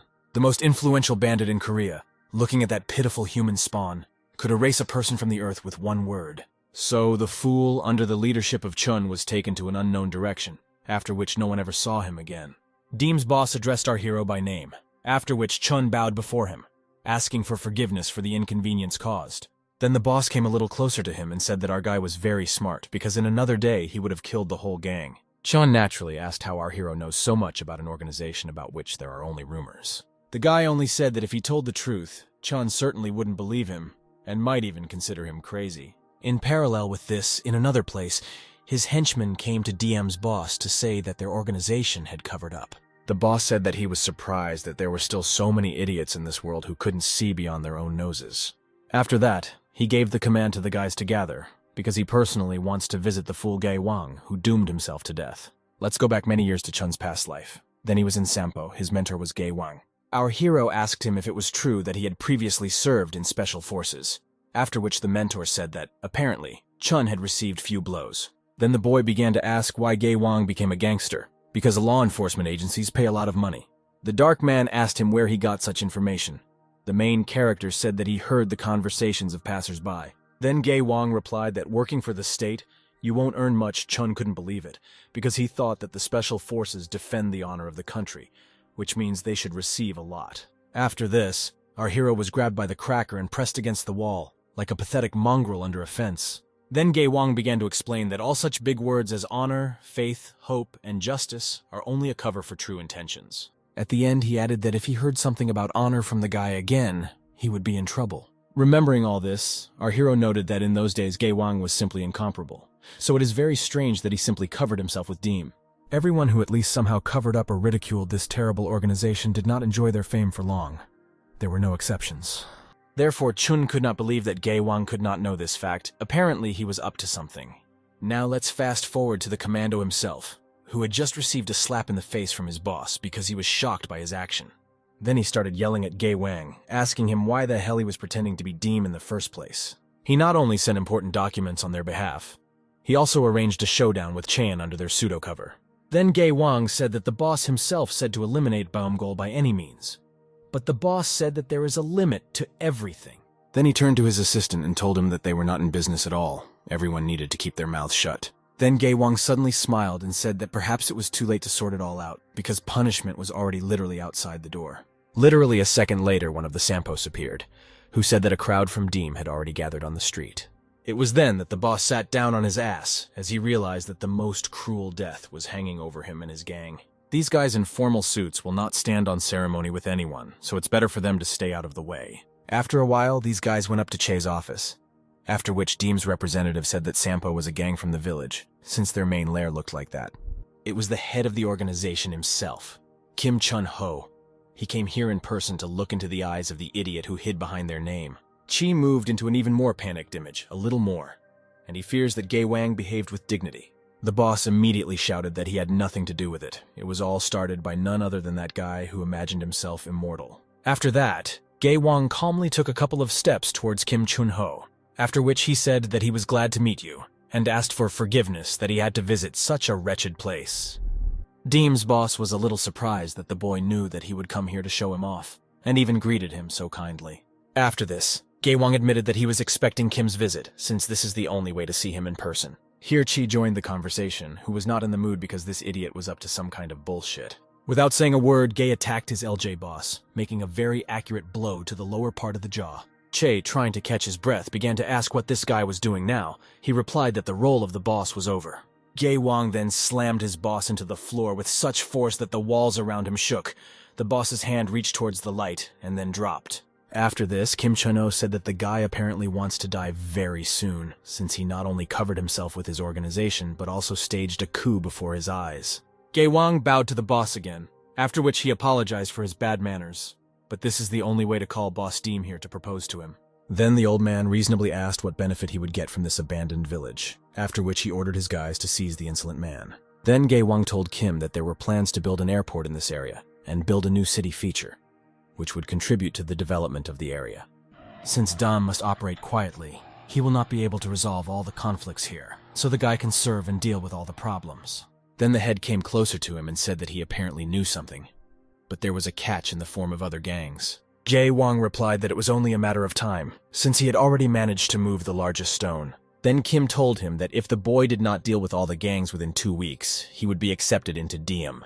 At the end, he added that if Gae-wang did not manage to do everything within the allotted time, he would regret that he did not die today. Our hero and Anna were sitting on a bench near the school.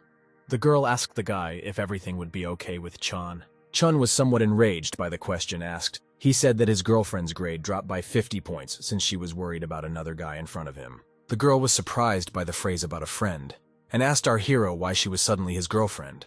But when Chun asked if she no longer wanted to be his girlfriend, he asked him to stop, or better yet, what would happen to her uncle. Chun calmly said that he left on his own, so there is no need to worry about this bandit, especially, our hero added, that Anna witnessed him trying to stop him. He remembered the situation when Chan was leaving, and Anna after him asked him where he would go in such a state. But Chan only replied that he was not so impudent as to get them involved in the matter because he had already caused them trouble. Our hero admitted that Chan had caused them trouble, but asked him not to be stubborn and to remain quiet for now here with the 6. After that, he asked Chan if he believed his words, then added that Gae-wang would die in a couple of days. Chan listened carefully to Chun, but still decided to leave. He argued that there would be no life for him if he abandoned the guys who betrayed the gang for his sake, and would hide like the last rat to save his ass. Our hero asked him if that was why he wanted their sacrifice to turn into a dog's death. Chan didn't leave yet, and listened to the guy and the girl. Then Anna asked him what the hell happened to him. Chan sincerely thanked our hero from the bottom of his heart for saving him and his boy. However, he added, if Chun insulted his boys again, then his uncle would not forgive him.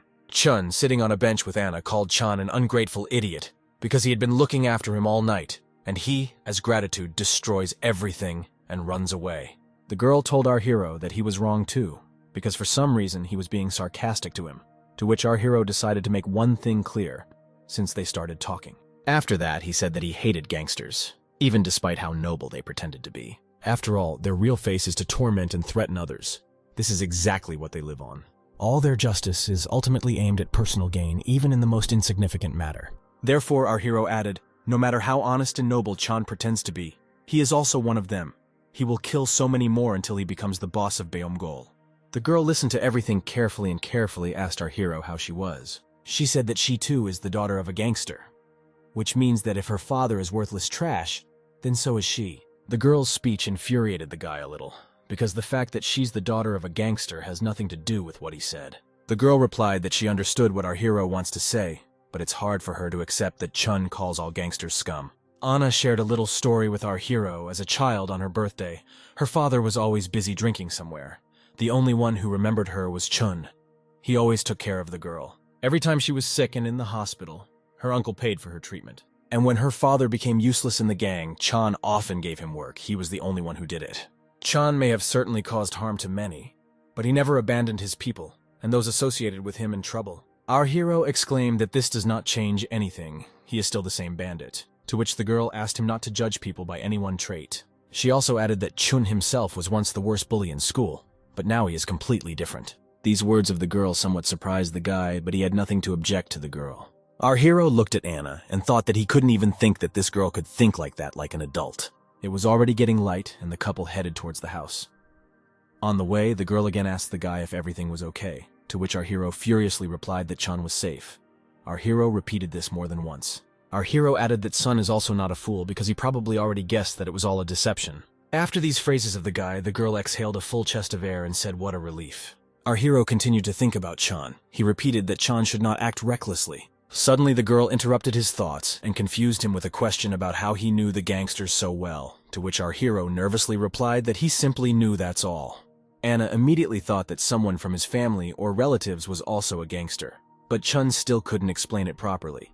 So he let her think about what she wanted. Suddenly the couple heard some bandits pestering their grandmother and asking her if she wanted to continue her business for 500,000 won. The poor grandmother burst into tears from such pressure from the guys, saying that where has it been seen that they show up in broad daylight and demand some kind of taxes. The guys asked the granny if she even understood what was happening and added that from that day on this area belonged to the Sampo gang, so taxes had to be paid. Our hero looked at the two guys and immediately recognized these freaks from the Sampo gang. One of the guys ordered the other to remove grandma from here and destroy everything here. Our hero discarded unnecessary thoughts, because this is not the main thing now, and began to think about the fact that the guys from Sampo were walking around as if nothing had happened. Suddenly, Anna bravely decided to stand up for her grandmother and stood in the way of the bandits, asking them to stop treating the elderly man like that. Our hero could not call the girl anything other than a fool, because now is not the time to fight for justice. One of the bandits called Anna a cute cat. Then the second one joined in, saying that he liked her and asked her if she wanted to have fun with them. The girl was not taken aback and told the guys to try to do what they wanted, adding that she had already called the police and reported them. They said that they would be there in 5 minutes. Her uncle taught her these machinations, saying that an ordinary gangster at the word of the police would immediately run away with his tail between his legs, and if they were caught, they could take their punishment in the bond. The bandits looked at each other, and the girl added that they had better move quickly before the cops arrived. Suddenly, after her threat, the guys were not afraid and ran, their heels sparkling, but only neighed at the top of their lungs. After that, they began to explain that they certainly couldn't scare them, like that Anna expected a completely different reaction. Next, one of the dirty bastards pulled his hands towards the girl, asking her if she would go on a date with them. Suddenly, our hero jumped up to him and grabbed his neck so quickly that he didn't even have time to change his facial expression. So the poor fellow found himself on the floor. He could not utter a word, since after such a sharp attack, he was only able to grunt in pain. The second idiot began to intelligently wonder why the Sir deigned to harm his comrade. Then our respected hero told that future cripple that he was a policeman who had come to capture the bandits. After this, Chun found himself not on the podium of heroes to whom monuments are erected for their contribution to the development of society, but in the cops. The most interesting thing is that he was sitting opposite the same detective. He joked about the fact that only 2 weeks had passed since their last meeting. Our hero said that he was not interested in his jokes at all. He was more concerned about the question of why he was in handcuffs. Then Anna burst into the conversation and loudly yelled at the officer that the guy had not done anything wrong. These bandits from Sampo mocked the poor old woman. They were just passing by and decided to help her. The detective noted that those guys were from Sampo, after which he began to explain to the couple that the law was written for everyone. Even for the purpose of assistance, physical force cannot be used in any case. Their action does not amount to self-defense. Listening to this annoying policeman, Chun cursed at him silently because he did not want to listen to his lectures. Then the detective said that there was no need to worry, because after those guys sat down, he would remove the handcuffs from the guy. There wouldn't be long to wait because those guys were wanted. Suddenly, strangers in formal suits approached Chu Yong-sung and asked whether they had definitely come to him. After an affirmative answer, the men said that they were from the prosecutor's office and had come here to take the guys from Sampo with them. Chu began to be indignant and asked what this meant. Then they answered that they had been following the bandits for a long time, and in general it took a long time to explain. The detective agreed with them, and then asked if he could look at the documents that confirmed their rights. The one from the prosecutor's office, who was wearing glasses, smiled sarcastically, and then said out loud that the detective liked formalities. After that, he gave a tasty bream to poor Chu. The blow was quite strong and unexpected. Good luck to him. Everyone who was nearby was simply in the wildest shock, since no one here could afford this. Then that impudent person began to tell poor Chu that the shitty detective had no idea who he was talking to. According to him, he should not provide any documents, and then began to threaten that the detective would not be here for long. Chief Chu immediately began to ask for forgiveness from the prosecutor, saying that he would definitely set a day when he would train everyone. Anna and Chun watched this performance, only the girl was very worried. But the guy took everything calmly. When those morons from Sampo went out into the street with the prosecutor, they simply went off in different directions. Chun and Chu watched this. The main character said that he initially knew how this would all happen, because there was something unclean here. The detective, in grief, slammed his fist hard on the metal bars, saying that those bastards don't value police officers at all. Here our hero gave advice to the officer, telling him that it was better not to get involved in the affairs of the Sampo gang, because it would not bring anything good. He went on to say that not only Chu could be in danger, but his family could also come under fire. The detective just wanted to ask him if he knew anything else, when Chun had already left, saying that he had told everything he could. He noted to himself that anyone who tramples against Deem is the same as a suicide, and they can also set up their loved ones. However, our guy was thinking very loudly and out loud, so the detective heard him and was horrified since Deem was involved. Now let's move to the night streets of the city, along which Anna and the main character were walking. The girl noticed that something was wrong with the guy. Then Chun said that everything was not just bad, but much worse. In a word, the situation was simply terrible. Then, the guy began to explain that Gay Wang should have been eliminated, and the entire Sampo should have quieted down. But the prosecutor's office itself was covering for them. It turns out that a very powerful force has appeared in the hands of ordinary bandits, allowing them to create chaos. The girl was shocked by what she heard, after which she asked her companion if this was the work of Deem. Chun answered in the affirmative, because instead of punishing Gay Wang, the group decided to use Sampo, which means that Chan Seung-soo is in danger. Then the guy said that it was not safe to talk here, so he asked Anna to listen to him carefully, because her safety depended on it. Now let's fast forward to the recently released bandits who came to their new boss, Gay Wang. He began to scold them, saying that they were not gangsters, but shit who could not be trusted to do anything. One guy started saying that they really messed up, but now Deem is behind them, so put it all together. He continued to say that now no one would dare touch them, but a blow was already being prepared for his delusional head. Gay Wang hit him with a chair as hard as he could, and then began to explain that Dame was not cooperating with them for his pretty eyes. Then he began jumping all over the poor guy's body, saying that they were mediocre since they couldn't cope with some schoolboy. When he cooled down a little, the guys began to tell him that the guy who beat them was Chun Suk. They definitely remembered this guy, because they saw how he was interrogated in the lair. They recognized him by his hairstyle and school uniform. So Gay Wang began to talk about the schoolboy Chun. He was a very strange fellow, because he didn't just know how to wave his fists. He doesn't think like an ordinary schoolboy. He behaved too calmly for a guy who was being captured for the first time. Also, the words he muttered when he first met Gay Wang told a lot about him. At that moment, the boy had the feeling that they had known each other for a long time, like old friends. Therefore, Gay Wang clearly decided to find out everything about the secretive schoolboy. The main character will not be able to hide anything. Now I'll go with you to a dark park, which is especially beautiful when lanterns replace the sun. Here, nearby, one peasant was collecting pebbles in his bag. Having collected a certain amount, he decided that it was enough. After that, he walked along the path past the benches, swinging his bag of stones as if it were a mace. Now let's move to the city center, where two guys from Sampo were quietly, peacefully going about their business, when one of them had the urge to take a leak. The one in the yellow shirt said that they couldn't stop now, but Mr. Red Shirt insisted. So the guys turned the corner, where the satisfied lout began to defecate directly on the wall, which is very uncivilized. Suddenly his partner heard strange sounds, after which he went to check on his friend. Suddenly something happened. When his vision calmed down after the bright rays of the night city, he saw his comrade lying on the floor in a dark corner. He ran up to him and began to try to bring him to his senses, while saying that now was not the time to go to bed. Just as he was about to lift the guy up, an unknown person approached him from behind and hit him with a bag of stones. So not one poor fellow was already lying on the cold stone tile, but two, with a guy in a cap and mask hovering over their bodies. After a couple of seconds, he finally took off his mask, after which we were able to recognize him as our main character. We'll leave the guys alone, and then we'll go with you the next day to school, where life was in full swing. Not far from the school corridor, Jess and Anna stood discussing Chun's absence from school. The former daredevil told the naive one that the main character may have gotten into some trouble, but everything was fine with her. Inwardly, she cursed Chun because last time he said a bunch of things, and now he decided not to show up. Jess recalled how the main character had recently encountered gangs very often. She was worried that he had been dragged into something. Suddenly some rogue appeared on the horizon and immediately said that, apparently, all the beauties had gathered here. Then another boy approached him, after which the red-haired one offered to help the girls. Otherwise, they were kind of sad. It was then that Anna recognized this asshole. It was he who tried to pester her on the roof. Fortunately, Chun appeared in time.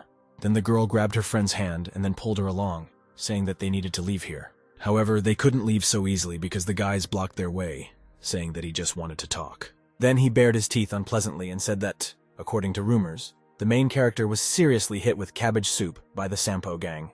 Anna looked at this gifted man as if he were an idiot, and then asked him where he could have heard such nonsense. Then he said that these were not rumors, because if they were not true, the main character would be here now. Afterwards, he said that now the girl must find a new roof. Then he extended his hand towards her, saying that he would be gentle with her. The girl immediately slapped his hand away, telling him not to let his fucking hands loose. She wasn't going to get involved with such crap. The guy, not expecting such behavior, said that he wanted it in a good way, but Anna didn't want it that way, after which he took a swing. Now there would have been a hard blow to Anna's sweet face. But then Mr. Square Chin appeared and blocked the blow. Anna asked the square-jawed man who suddenly appeared what he was doing there. Then he told her that his name was actually Sun. Here, the red-haired man screamed like a victim, saying that the boy apparently did not understand the whole situation. Sun asked the upstart what he thought he was doing, and then said that the main character was not such a simpleton. He saw with his own eyes how Chun alone killed 3 thugs from Sampo, and he did not have any weapons. Afterwards, Mr. Square Chin said that while the main character is not at school, he will protect the girls. Suddenly, one of the hooligans kicked him from behind, saying that the guy was talking nonsense. After that, the guys began to brutally kick Sun, who was lying on the floor, saying that he could not cope with them alone. By this time, a whole crowd of onlookers had already gathered and ran to watch the fight, as they wanted bread and circuses. Suddenly, Jess shouted loudly throughout the school asking the bullies to stop beating poor Sun. After that, the red-haired bastard approached her, raised his hand, and said that the girl could not do anything without Chun. Suddenly, our hero appeared in the foreground, and immediately asked Anna and Jess what they were doing here. The dark-haired girl immediately said that Chun was a fool, after which she asked him why he had not appeared at school for so long. Jess was also glad that her friend had come, but then she covered her mouth in horror as she saw something terrible. Our hero's face was covered in abrasions and cuts. There was not a single place left that was not touched. Then Anna drew attention to this, after which she said that just yesterday, everything was fine with him. Here, the red-haired man bowed a little to Chun, but thought to himself that he had really been beaten by the guys from Sampo. So he put his right hand under his jacket, trying to feel there for the secret remedy against annoying heroes.